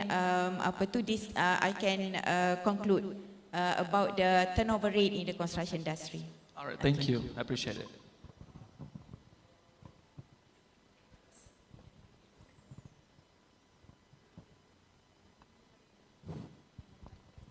Thank you so much, Mr. Mirjalol Kudatov from Katakulgan State Pedagogical Institute, Uzbekistan. And I welcome others to ask the question. Okay, we will have Muhammad from Komoro. Okay, it's over there. Muhammad, please introduce yourself first and then ask the question. Assalamu alaikum wa rahmatullahi wa barakatuh. My name is Muhammad Utsman. I am from Africa, South Africa, Komoro. So my question, I think it depends of my friend. What are the main benefits and challenge of construction 5.0, the organization of a construction company?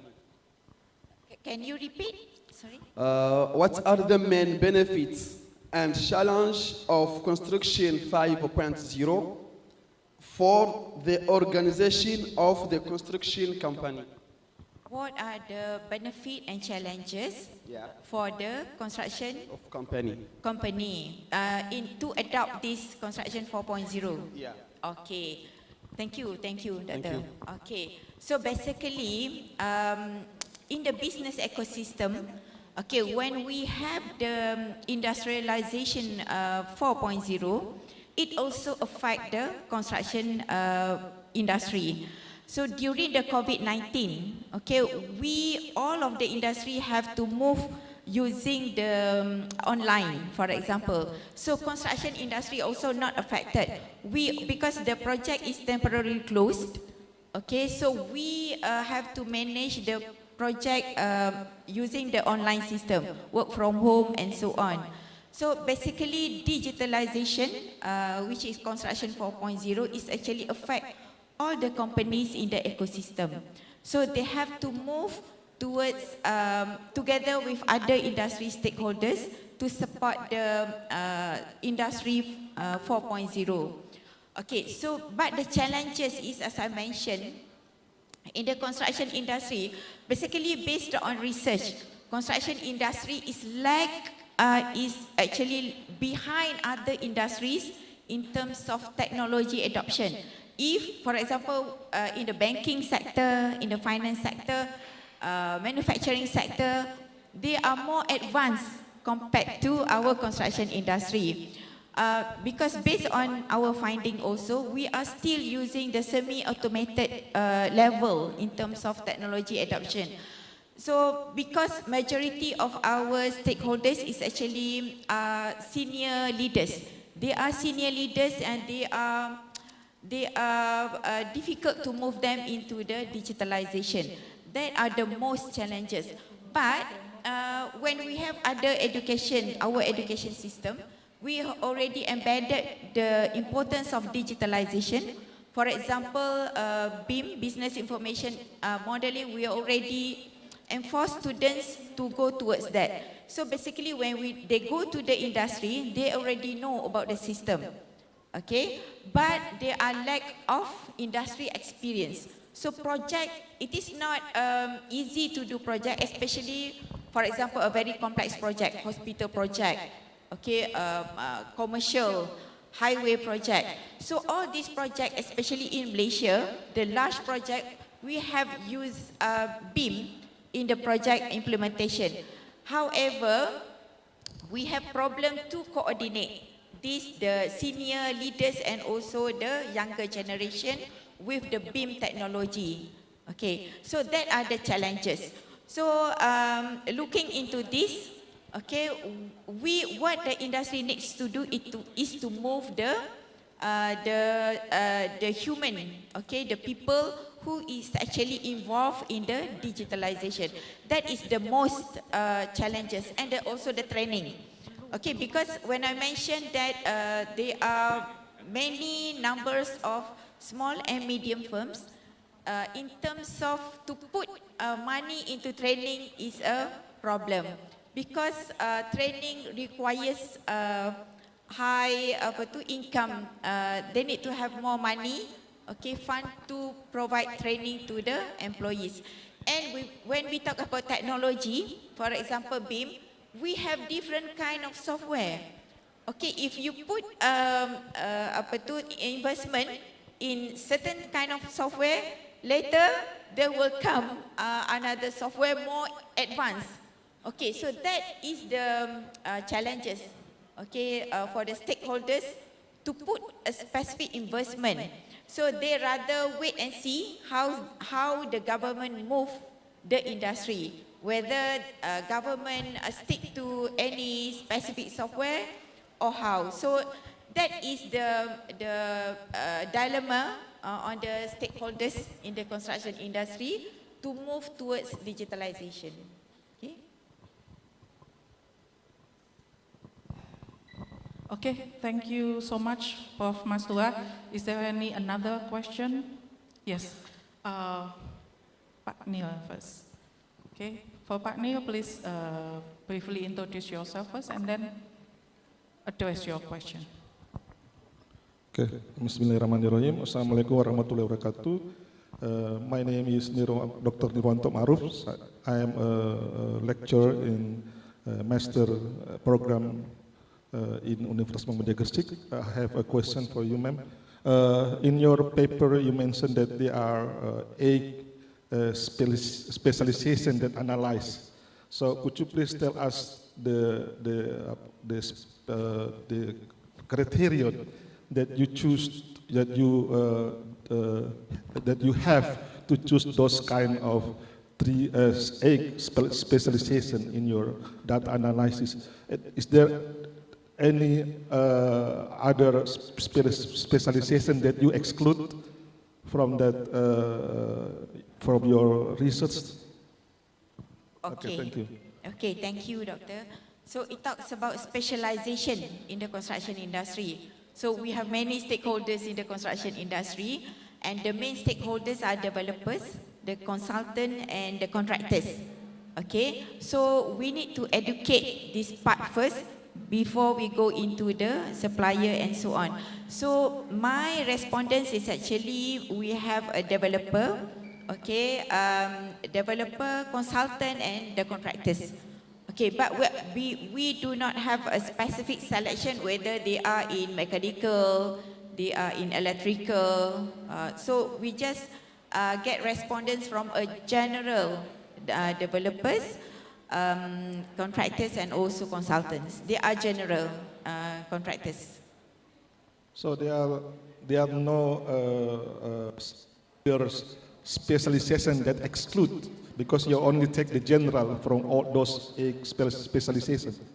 Yeah, there's no general, because to have they come for a focus group discussion is also a limitation. Okay, in Malaysia it is not easy to get contractors to come into our focus group discussion because normally they are busy. We invited 20 stakeholders. So at last we only have, I think 12 respondents who actually managed to come and to sit with us for the half-day focus group discussion. Okay, thank you, ma'am. Okay, thank you, Dr. Neil. Is there any another question? Okay, Prof. Yudi.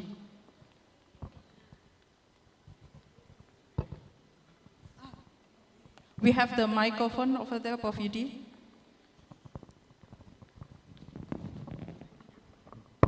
Good morning, Prof. Masura. Thank you, moderator. So I would like to deliver 2 questions. Number 1 is quite interesting because this is quite seldom, right, in engineering or in construction you use qualitative case study. So my question is, because in my opinion, in education especially, when we employ a case study research, usually we have such kind of the uniqueness of the case. Would you mind please exploring what is actually in the unique case of the your study? And secondly, I'm quite interested in the finding of your study, stating that actually senior contractors has less experience in digital technology, while the younger one has a good digital mastery, but they are not really strong enough in their professional in construction. So what kind of suggestion that you deliver from your study? Thank you so much. Okay, let me get your questions right, Prof. The first one, case study, the unique of the case study. Okay. Okay, so basically what I'm presented today is only part of the research process. We have done a quantitative part where we covered I think about 200 contractors. Okay, and we have already published few papers, so maybe you can go through from that findings. And this is actually part that we want to get the different opinion, a specific opinion on how they perceive the construction 4.0 and how they perceive the importance of leaders. Okay, so this is the second part of the study. So the second question is about young and older generation. Okay, so basically the important point is raised by the respondent is how to get this group, because we have multi-generations in the organization, how to get this group work together. Okay, when we do training, we need to incorporate these two generations so they can share their experience. The experienced one can share the experience with the younger one. And the younger one who is actually expert in doing the software, using the software, they can have their expertise with the contribution from the experienced leaders or seniors. So basically this will integrate better in terms of project management in each project management lah, for the project level. And also when we have this good integration, of course the project will be completed in certain times with quality and also with certain budget. So this also will improve the organization's performance. So basically we can see that integration of younger and older generation is important towards to combine capability of the firms towards the organization's performance. Okay. Thank you, Prof. Mastua. Do we have another question?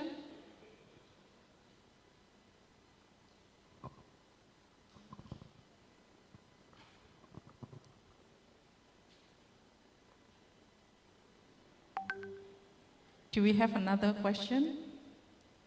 Okay, all right, okay. So we have another question.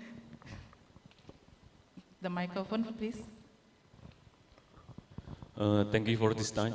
My name is Afan Bagus Mananda. Now I'm studying in Prefectural University of Hiroshima in Japan. I'm a lecturer in Universitas Muhammadiyah Jember. Actually, I very interesting with your tema, but now I'm studying for nutrition. So I think it's very good for chance if I have maybe got some information from your research. The first one I want to ask to you, normally, maybe in industry or in the company, who is responsible for creating the company strategy? The first one is that, who is the responsible for creating the company strategy? I think it's very important because maybe if have some problem in some teams, some peoples, maybe who was the responsible for make a strategy, the first one. And the second one is how the company measure the success of a strategy. Maybe from your research, you can get some result and then you can some suggestion for the solve in this problem. Thank you. Okay, thank you. The first question is about who should create a company strategy. So basically my expertise is on small and medium firms. So basically these firms is actually led by the owner manager of the firms. So small firms, normally the owner will do the management part. So we call it owner manager. So normally the owner manager should set the vision and mission of the company. Okay, so in the construction industry we have different size. For example, smaller firms, This one different from manufacturing. If you see manufacturing firms, they have smaller firms, maybe in terms of number of employees, about 100. But for the construction industry, construction firms, organization, 5 and below, we consist as a smaller firms. And 5 to 10 or 5 to 15, that firms categorized under medium size. So basically the one who is need to set the vision and mission is the owner, and if they have the manager, so the manager also should involve in setting the company vision and mission towards the transformation. Okay, the most important thing is about finding, basically capital. If they want to do investment in terms of training the staff to get the software, the funding, the funding must be there. That is the limitation of small and medium firms. Okay. Second thing is about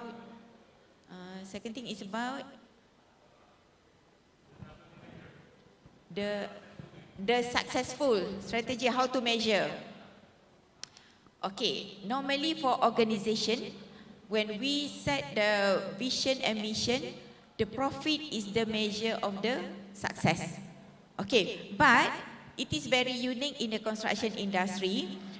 We have a temporary organization that is project level. Okay, if you see that normally company will put in money, put in capital when the company get project for the contractors. Okay, so when they get project, they need to make sure that the project is successful. So how they ensure project successful in terms of the completed in time, within cost, and also within the quality. With these three measures, the satisfaction of client is higher. So when the client satisfied with the work, the client will keep on appointing the same contractors to do the job. Okay, so basically how the contractors organization measure the success of the strategy is basically by getting more and more work, and also the profitability lah. I think each company also measures success from the profitability, and they can sustain in the industry. If the company can sustain in the industry, it is to show that they are agile. Whatever changes in the industry, for example, this transformation agenda, they can adopt to the changes so they can be sustained in the industry. That is one of the measures, the successful of the strategy.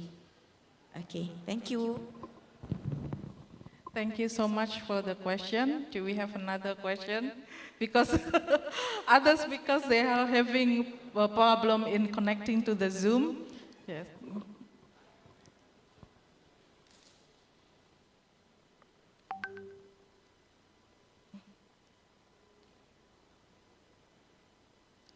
Okay, let me check first whether they are on the Zoom. Hello, Dr. Ayu Pratiwi. Can you hear us clearly now?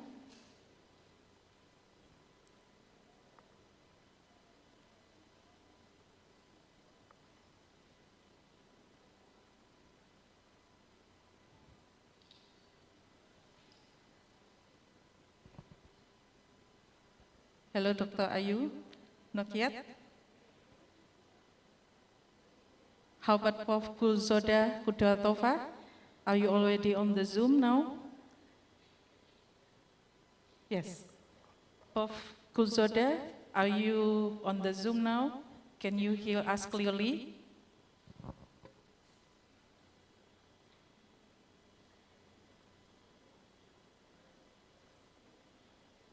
Okay, Dr. Ayu Pratiwi, can you hear me clearly, Dr. Ayu?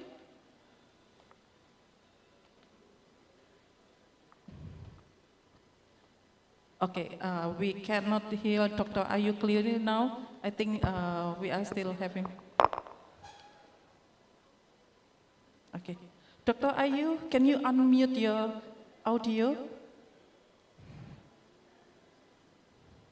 Because we cannot hear you clearly.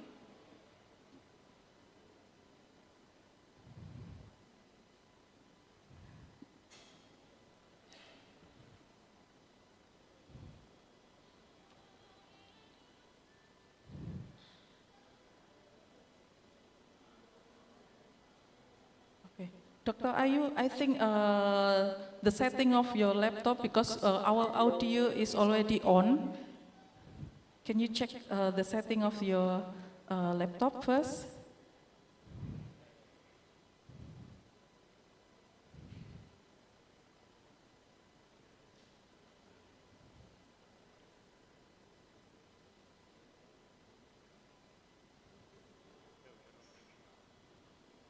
How about now?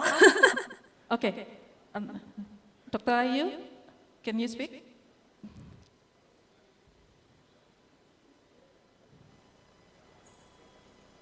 Dr. Ayu, Dr. Ayu, Dr. Ayu, Dr.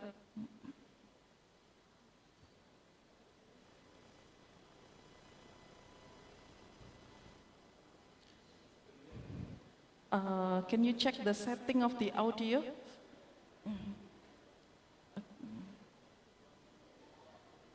Because we cannot hear you now.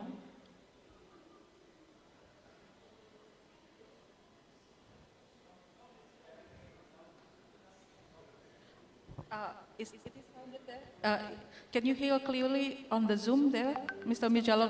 Oh, so I think there is a problem with our audio because Mr. Mijalol can hear clearly on the Zoom on the phone.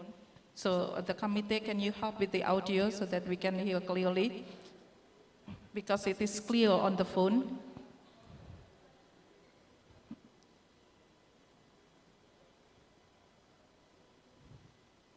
Okay, Dr. Ayu, can you speak once more?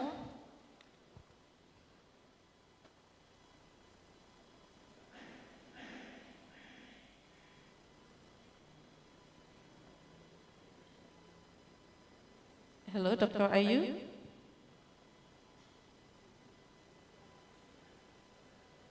Okay, let us wait.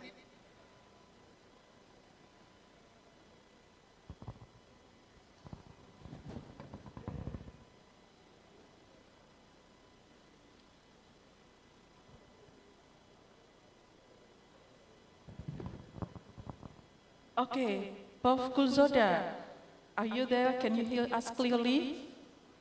Yes, I am clearly listening you, and I am ready to start. Okay, so can you hear us clearly, Prof. Kulzoda? Yeah, How are you today? Everything is okay. Okay, are you ready for your presentation today? Yes. Okay, so before Sorry for presenting... the problems with connection, and I hope everything will be okay until the All end. right. Okay. Can you share my slide, please? Yes, sure. We will share your slide, Prof. Kulzoda. So, all participants, now we have Prof. Kulzoda Kudatova with us here. Before presenting, I'd like to introduce Prof. Kulzoda Kudatova. She is the lecturer in management at Asia International University, Uzbekistan, affiliated with the Department of Economics. Her doctoral research focuses on enhancing the competitiveness of higher education institutions, while her broader research interests include strategic management, regional economic development, and quality assurance in higher education.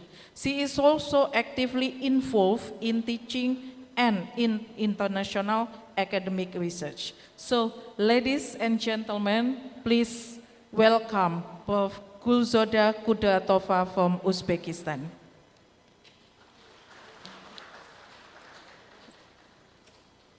Assalamu alaikum. Good morning to everyone. I'm very happy to see you. And thank you, ma'am, and thank you, organizing committee for this invitation. If you can, please share my slide, please.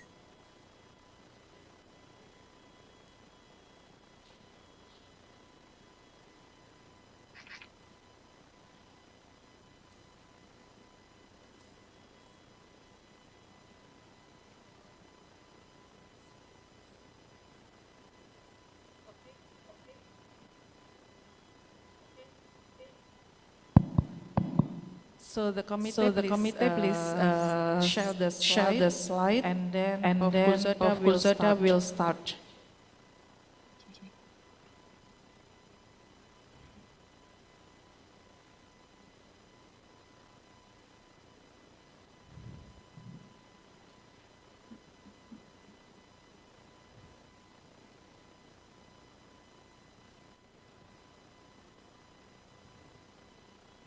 Okay, Prof. Kulzoda, maybe you can start first while we preparing your slides. Okay. Our theme today is about impactful innovation, and I want to start with a simple observation. The way the world measures university quality has a blind spot. This blind spot covers most of world's universities. My talk is about closing that gap. I will use the data that almost every country already collects. Let's start with the numbers we all know.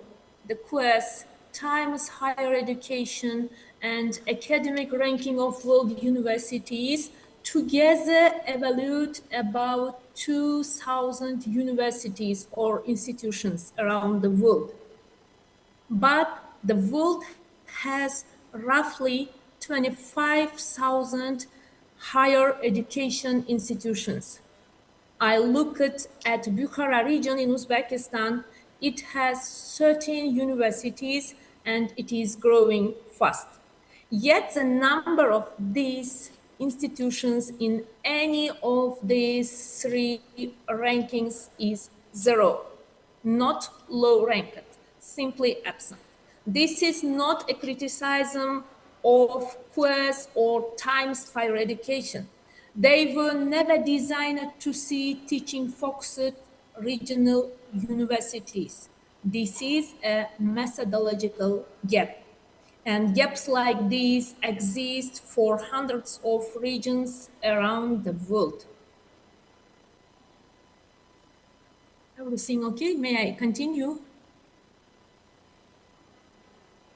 Everything is okay. May I continue, Miss Madam? Yes, please. But Please continue. They couldn't share my slide. Okay. One quick clarification before I go on. When I say regional today, I mean two things. Geographically, it is an institution outside the capital or a few flagship cities. Structurally, it is exactly category the one global rankings were never built to see.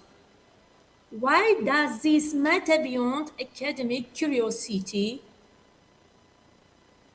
Because it connects the third slide, please, the third one.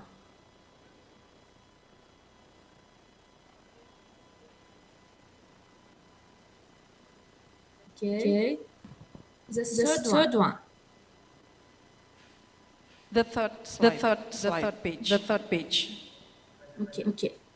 Why does this matter beyond academic curiosity? Because it connects to sustainable development goals. Sustainable development goals for Icisss, for quality education. But we cannot improve what we can measure. Right now we can measure quality for most students because they study via no ranking looks. Sustainable Development Goals 8 asks for decent work. A university's real contribution shows up in one place, the labor market outcomes of its graduates. So my research question was precise. Can we measure university competitiveness from something every government already tracks?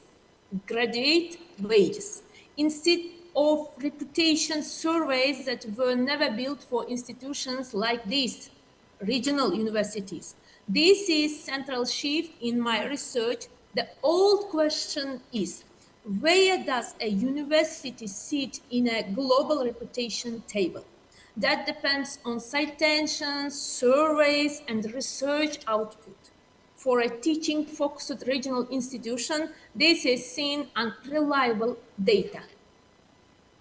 The fourth one, the next slide, please. My research asks a different question. How did these universities' own graduates perform specialization by specialization in the real labor market? This single change in framing matters. It moves us from institutional reputation to program-level labor outcomes. And it lets us build measures that works for any university, not just the famous few. Okay, the fifth one. This builds on two standards of labor economics. Mine's human capital theory from 1974 tells us education should translate into earnings. Spence's signaling theory from 1973 tells us degree also signals quality to employers.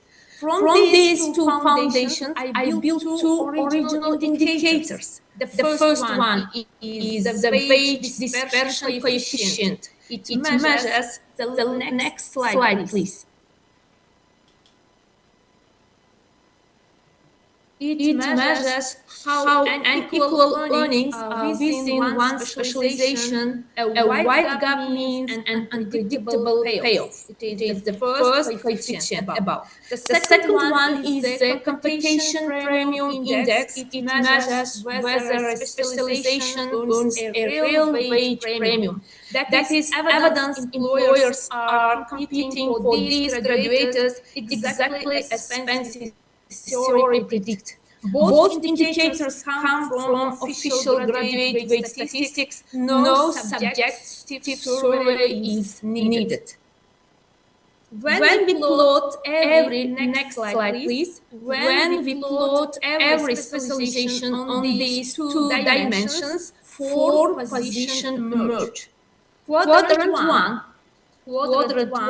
stable and prestigious. Low dispersion, dependable outcomes. Quadrant 2, a real competitive premium. Employers pay more these graduates. Quadrant 3, risk differentiated, wide and unequal payoffs in the same field. Quadrant 4, low potential but stable. Here is what matters. A single university-wide ranking cannot show any of this. It collapses 7 or 8 different labor market stories into one number.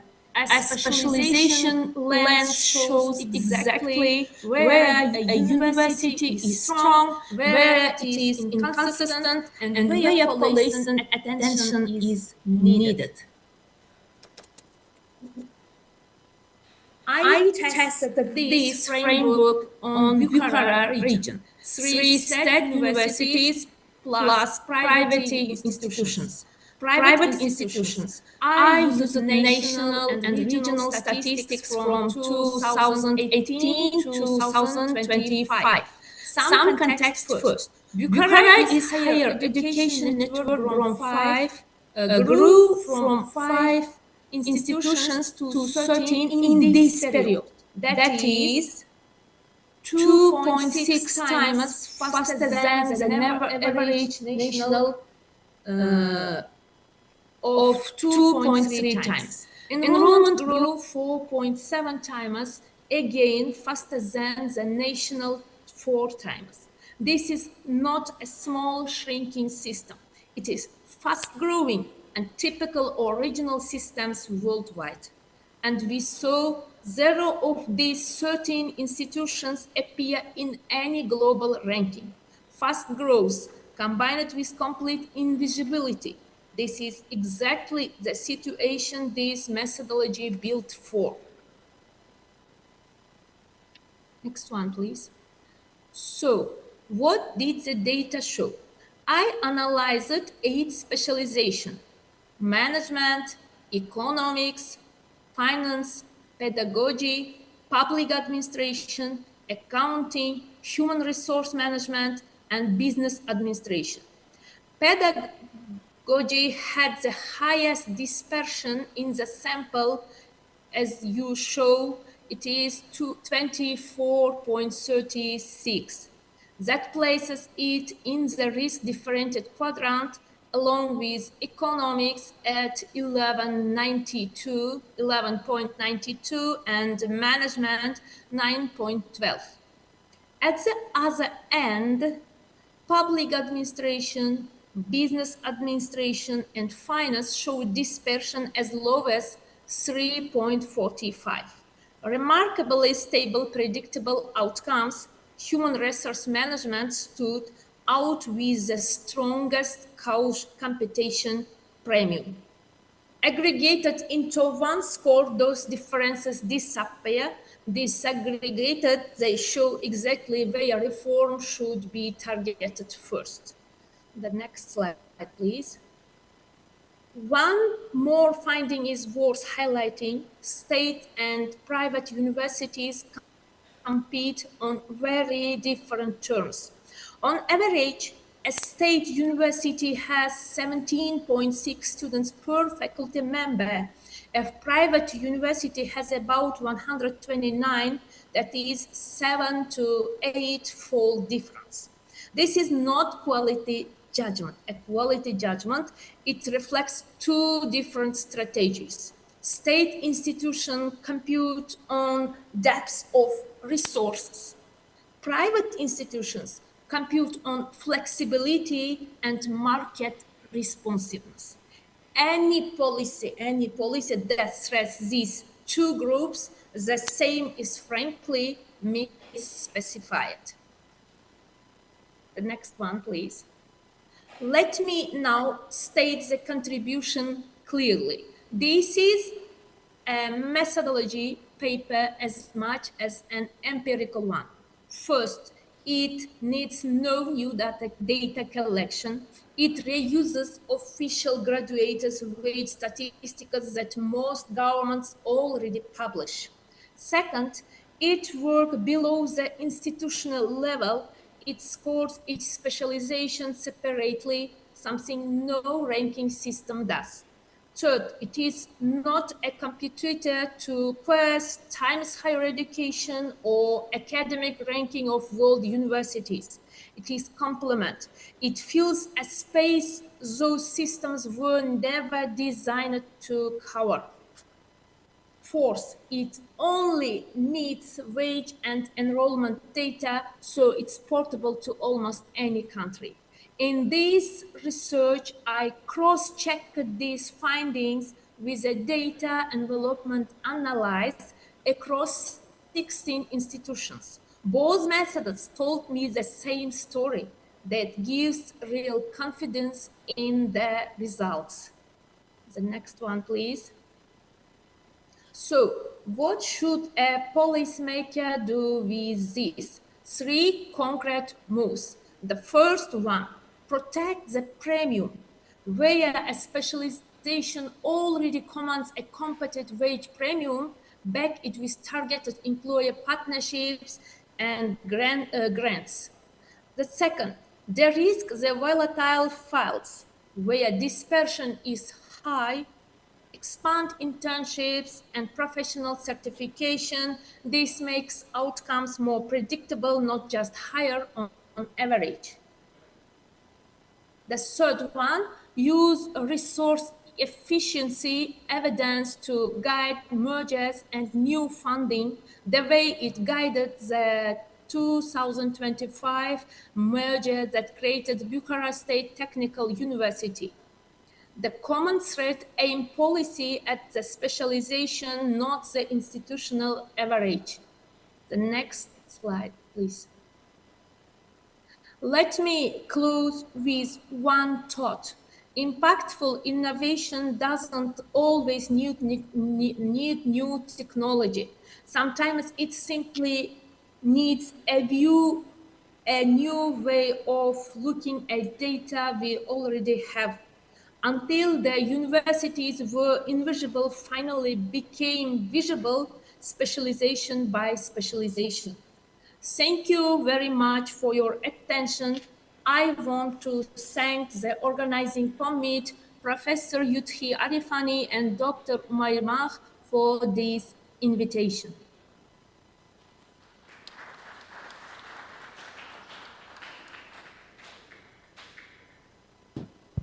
Thank you so much for Kulzodia Kudatova for your presentation.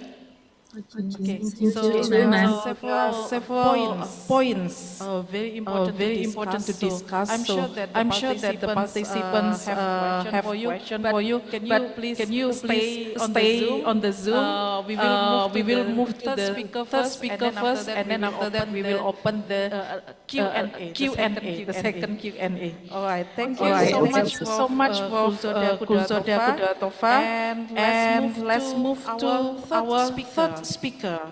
Our third speaker is Dr. Ayu Pratiwi. Dr. Ayu Pratiwi, are you here with us? Yeah, I am here. Can you hear me? How are you, Can Dr. you hear Ayu me Pratiwi? Can you hear me now? All right. Thank you so much, and welcome to Icisss 2026. So before presenting, I would like to introduce you with Dr. Ayu Pratiwi. She is a senior researcher at the University of Turku, Finland, where she also serves as a postdoctoral researcher and university teacher at the Turku School and Economics. She holds a PhD in international studies from the University of Tokyo, Japan, and is a docent or adjunct professor in economic geography at the University of Turku. Her academic work covers sustainability, economic development, and global issues. So, ladies and gentlemen, please welcome Dr. Ayu Pratiwi. Thank you. Can you share my slides?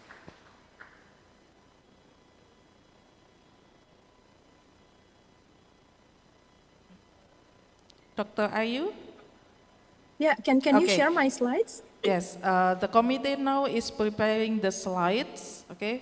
So maybe if it is okay for you to start with a little Okay. bit introduction again Yeah. from you, okay? Yeah. Thank you. So thank you very much, Professor Umaima, for the opportunity, and for everyone else. I'm so honored to be here. And I have worked a lot with researchers from Gresik, Muhammadiyah University, so I am beyond happy to be here. Can you make it full screen?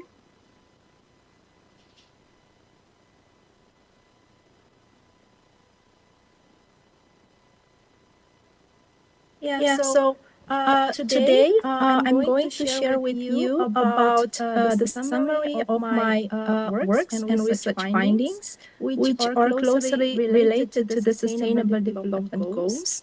And in this presentation, I would like to share about the better evidence and better development. And this is a decade, or more than a decade, of field research towards the Sustainable Development Goals. Next. So first, when we talk about impactful innovation, what does it mean for the Sustainable Development Goals? Innovation is always pictured as a new technology or new ways of doing things, but in terms of development, in most cases, in the less developed countries, especially for smallholders farmers, for fishermen, for migrants, the bottleneck is different. This is about whether we actually know what works, for whom, and why it works, with what kind of evidence that are very convincing and rigorous enough to act on. So this presentation, I will share the findings of my 15 years of field research, doing it with the primary and secondary data in Indonesia, Finland, Namibia, Vietnam, Thailand, Ghana, and others. And this research also covers 17 of the SDGs agenda. So in this presentation, I argued that impactful innovation on the Sustainable Development Goal is the rigorous field evidence. Next.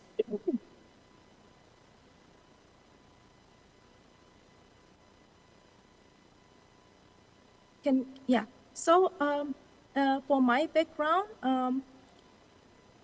my research sits at the intersection of the development economics and agricultural and resource economics, working towards the agenda of 2030.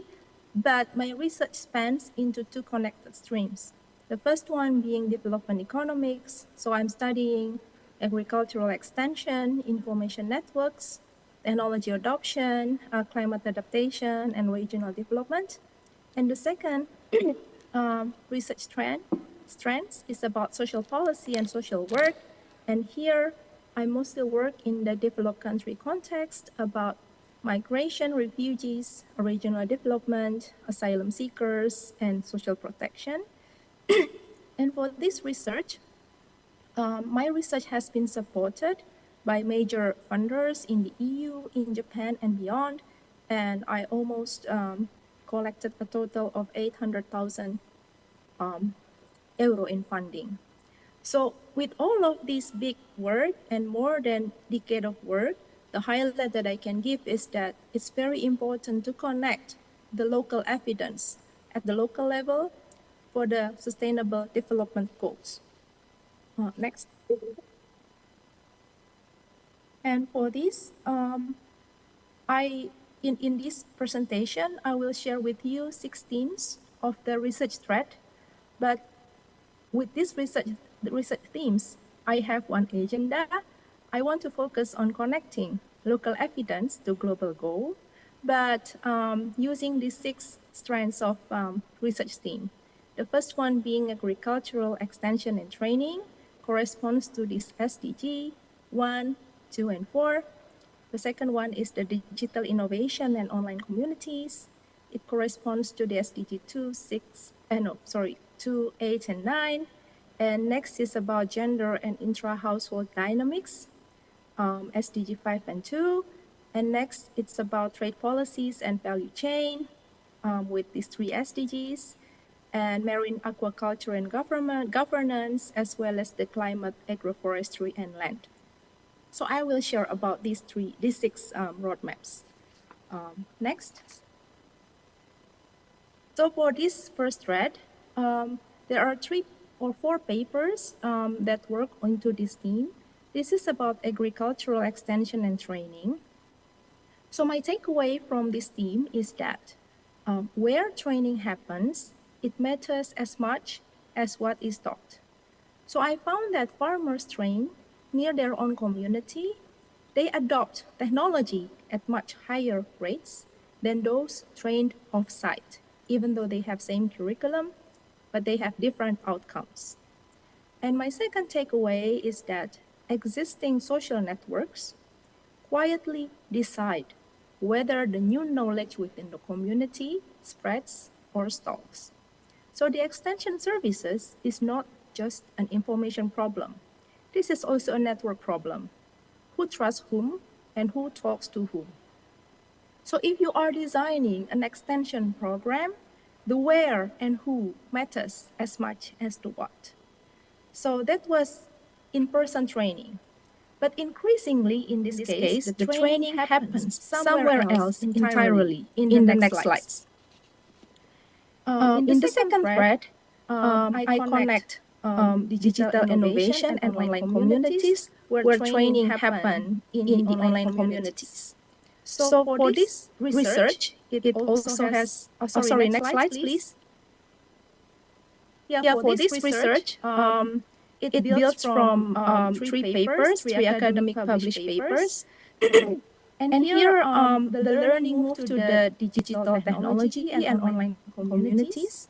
And I found that Facebook group has quietly become Indonesia's newest extension services. So Shrimp Farmers Facebook groups, they deliver real agricultural information during COVID pandemic, reaching people that the formal services could not. Second takeaway is that these platforms reshape the confidence of the farmers and the coping strategy, not just knowledge. So all of these shrimp farmers surveyed, they obtain benefit from the online community beyond the information transfer, but they also get self-confidence to deal with the external shocks in their household. So digital innovation for the Sustainable Development Goals is not always a new app built by a company. Sometimes it's just a Facebook group that the farmers build themselves. But who gets to use this platform? And who decides what gets adopted at home? That's a household level question, right? I will explain in the next slides. Please. So in the next slides, I studied gender and intra-household dynamics. Please, can you change? Yeah. So in this household level, agricultural technology dissemination, I found that within the household, sustainable technology adoption is a negotiation between the household, between the husband and the wife, and this is not an individual choice. So I found that using 3 years data for 300 households of coffee and cocoa growers, I found that adoption depends on bargaining between the spouses. And I also found that men and women see environmental risk quite differently. And the gap decides what gets adopted at the household level. So wives with more education or off-farm income, they gain more decision power, so they're more attentive to environment.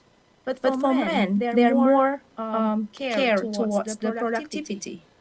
So when we design an agricultural innovation or extension programs, when we don't take into account the gender, and it will miss half of the picture within the household and definitely half of the impact. So this is the picture of the baobab harvesting and processing in Ghana, by the way, in a research project that I'm involved. So let's now zoom out from the household to the country level, and the same tension shows up in the trade policies. So next slide, please. So in here, I studied about trade policy and global value chain. And I found that the global sustainability rules, it collide with the local political economy. So for instance, in EU, the European Union deforestation-free supply chain, they push, and then it's against how smallholders and exporters actually operate. So they are not really connecting.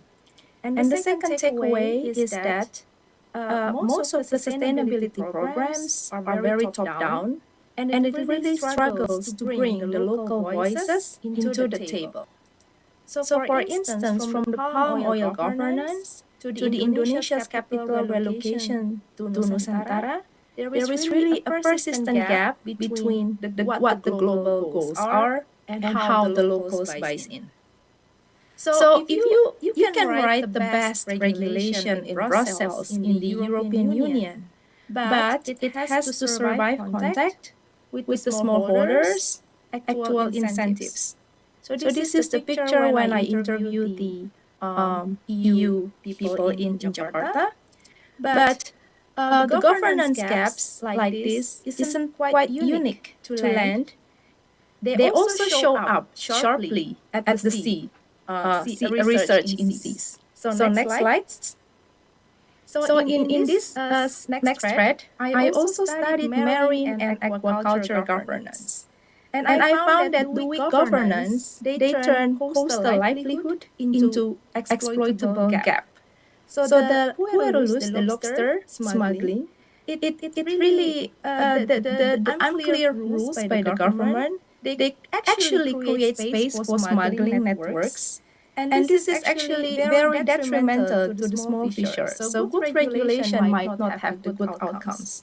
And the second takeaway is that the small-scale fishers, they absorb shocks that the policy is not caught up to. So for instance, this example, the COVID mobility restriction, they disrupted shrimp exports in Indonesia, Thailand, and Vietnam overnight, and they don't have formal safety net. So my takeout is that the people with the least power in the supply chain, they absorb the most shocks from global or local.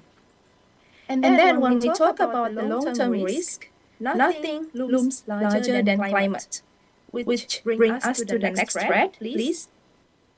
In this next thread, I research about climate, agroforestry, and land. So my finding is that the climate adaptation spreads fastest through trusted networks, not through the government programs. So from the case of coffee agroforestry in Lampung, tree planting in Namibia, and these succeed the most when they ride on the existing social ties. The second finding is also that the patterns hold across these two different continents. So whether you do it in Asia or in Africa, the local information, local system, it really beats the imported blueprints from outside. So whether it's in Lampung, whether it's in Ogongo, Namibia, the lesson repeats that adaptation should be localized, it shouldn't be imported from outside. It's grown through the relationship that has already existed. So these six very different threads, six very different SDGs, and what ties them all together. Next, please. So the cross-cutting issues here is that rigorous data is the innovation. So each thread, it rests on the same discipline. It's very difficult to get the local level data. It's very expensive, time-consuming, but this local level data is very important because we need to really know what's really happening in the field, and we need to build it rigorous enough that it can be trustworthy to make a decision. So I quickly move through this method. There are varying methods to be able to get into this rigorous evaluation. The first one is a randomized field experiments. This is about isolating what actually changed behavior. It's not a correlation, it's a causation. And the second method is the multi-year panel survey. So you need to really collect data over the years, and you have to build and clean from scratch to see the time dynamics here. And also the social network analysis is very important to examine the local level mapping, who actually spread knowledge and how the social systems work in the locality. And next slide, please. And also the fourth method is the spatial econometrics. So basically, we cannot, when we talk about the local level, we cannot take into account the correlation, spatial autocorrelation. So we really need to capture the spillover that the standard regression miss. And lastly, it's also important to get the data from the web mining and text analysis. So for instance, we can understand how the public discourse on palm oil and how the public sees issues differently.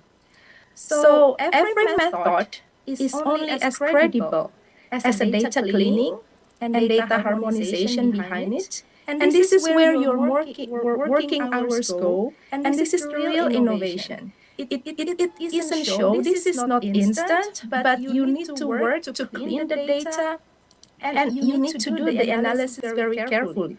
So the impactful innovation, bottom line for the SDGs, is not only the new tools, but it's a discipline to keep asking new questions, to adopt new methods, and to build the data foundations solid enough for you and the policymakers and for the academics to act on.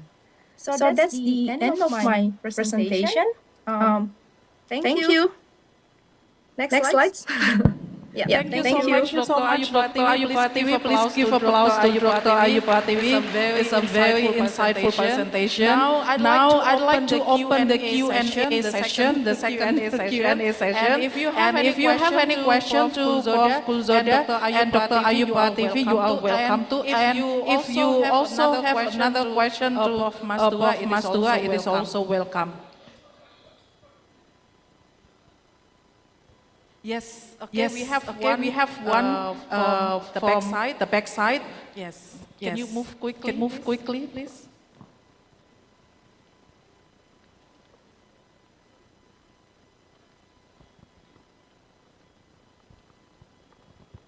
Okay, Bu. Can you introduce yourself briefly and address the question? Okay. Good afternoon, everyone. I'm Triana from Aquaculture Study Program, University Muhammadiyah Gresik. So my question is to Ms. Ayu. Mrs. Ayu. So the first question is about how you adapt with the new environment. I mean, sometimes when we did our research, they have different perception. And then the second one is about what is the expected time frame for the researchers' innovation to generate a meaningful impact on study. I mean, how long it takes the innovation and the impact will help the society. All right. Thank you, Bu Triana. Okay, Dr. Ayu, you may answer the question directly. Bu Triana, Yeah, so have the thank you question. very much, Putriana. I have worked with Putriana for 3 years. So thank you so much for that. So for this first question about the how do I adapt? In this different contexts of SDGs, some things are generalizable to other contexts. So for instance, agroecology, social networks, they're almost kind of identical or similar in different contexts. So it can be generalizable. And of course, there are a small portion of the local context that we can study. But as you go, you understand that the problems are recurring everywhere. So it's important to get local data. And the second one, I think this is a trade-off between quality and quantity, especially if you are a researcher in the university and your output and metrics depend on how quick you are or how productive you are. And I think this is the important thing to collaborate. So you don't do things alone, you do things with others.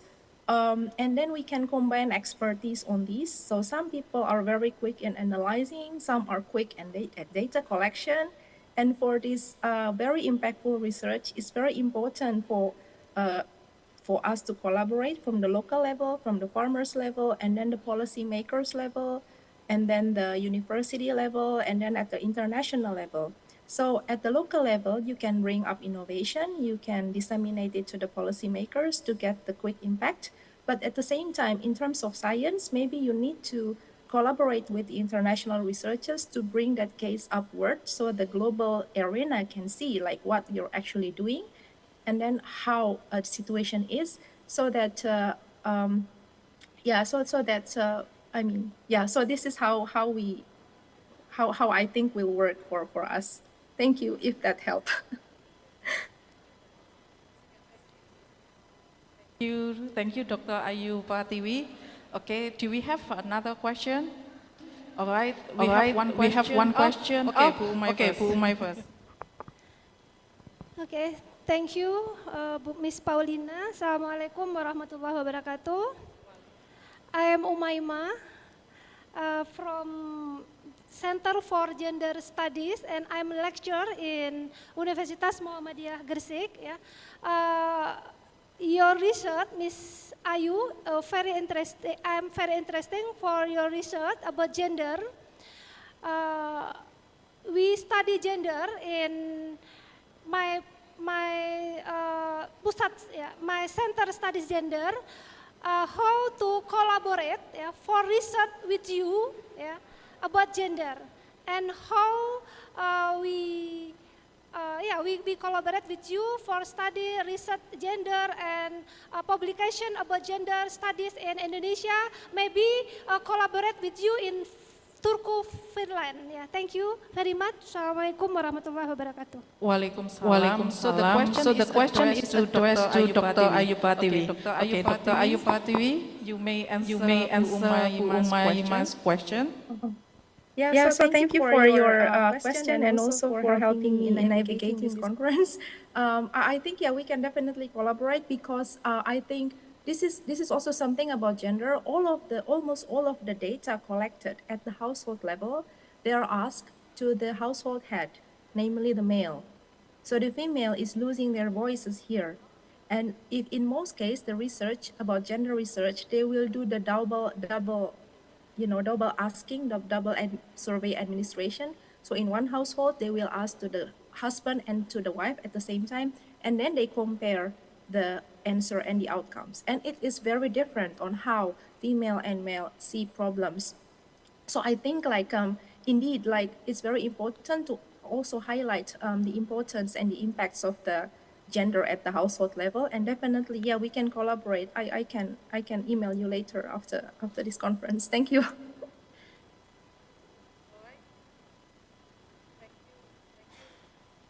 Thank you so much, Dr. Ayu. Do we have another question? Okay, one question over there. Isia, please raise your hand so that we know the microphone will come to you.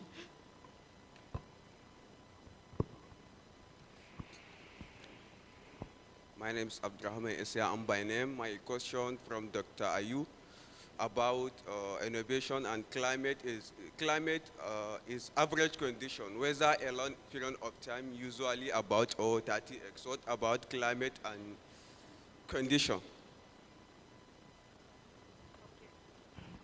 Isia, to whom your question is addressed? To whom? The speaker. The question is addressed to which speaker? Your question is to Dr. Ayu, Yes. Dr. Kulzoda, or Dr. Ayu? Okay. Dr. Ayu. Can you repeat your question again clearly? My and slowly? question, innovation and climate. Climate is condition average weather a long period of time or 30x. What about climate and condition?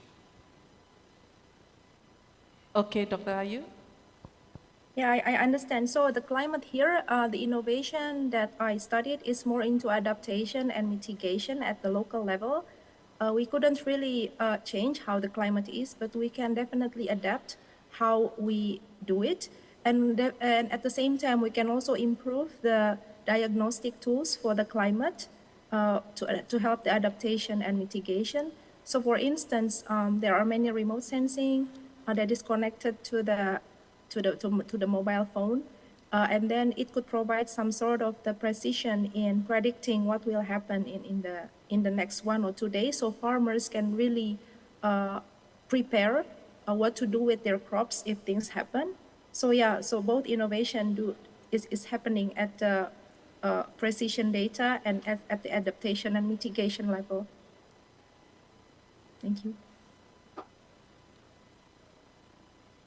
Thank you. Do we have another question? Or do we have question from the chat box?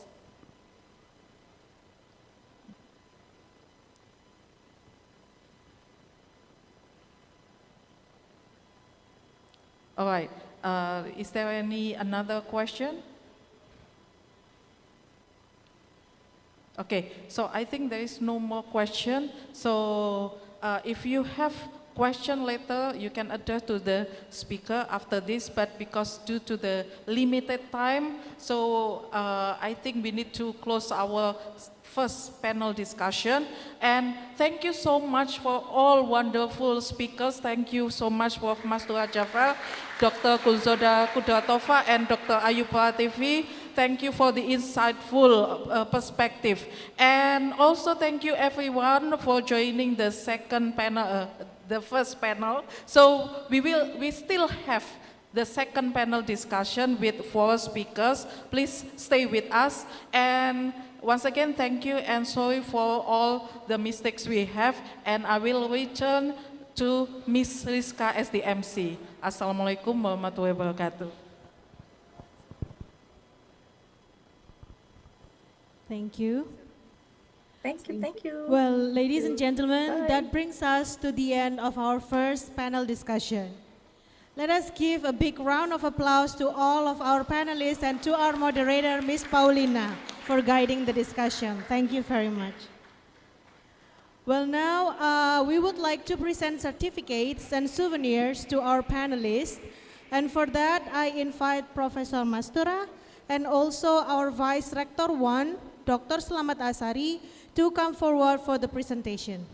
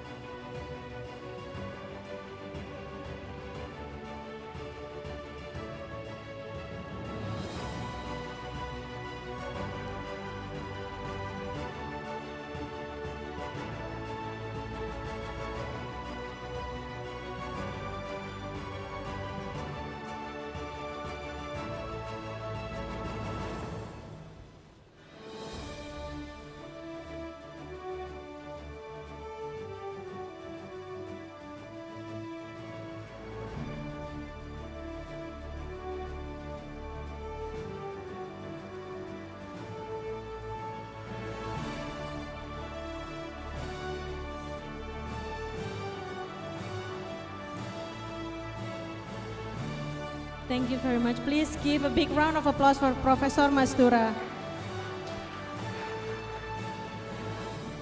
We would also like to present e-certificates for our online panelists, Professor Gulzoda and Dr.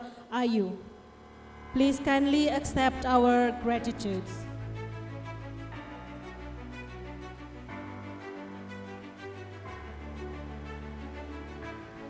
Please give big round of applause for Professor Gulzoda and also for Dr. Ayu. Thank you very much for your time.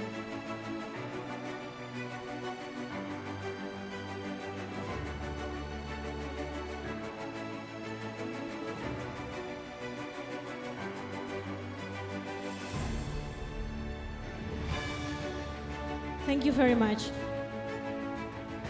Well, ladies and gentlemen, it is now time for our lunch break and prayer time. Please join us back here again in Hall Sang Pencerah by 12:50 as we continue with our second panel discussion. We still have 4 panelists to go.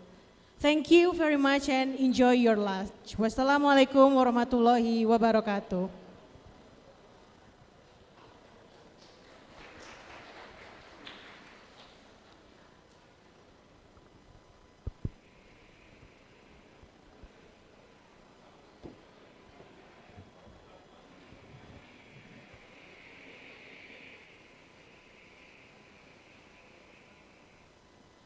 Mohon izin Bapak Ibu untuk makan siang ada di depan.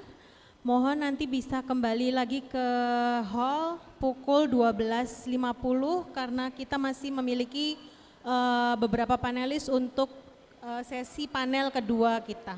Terima kasih.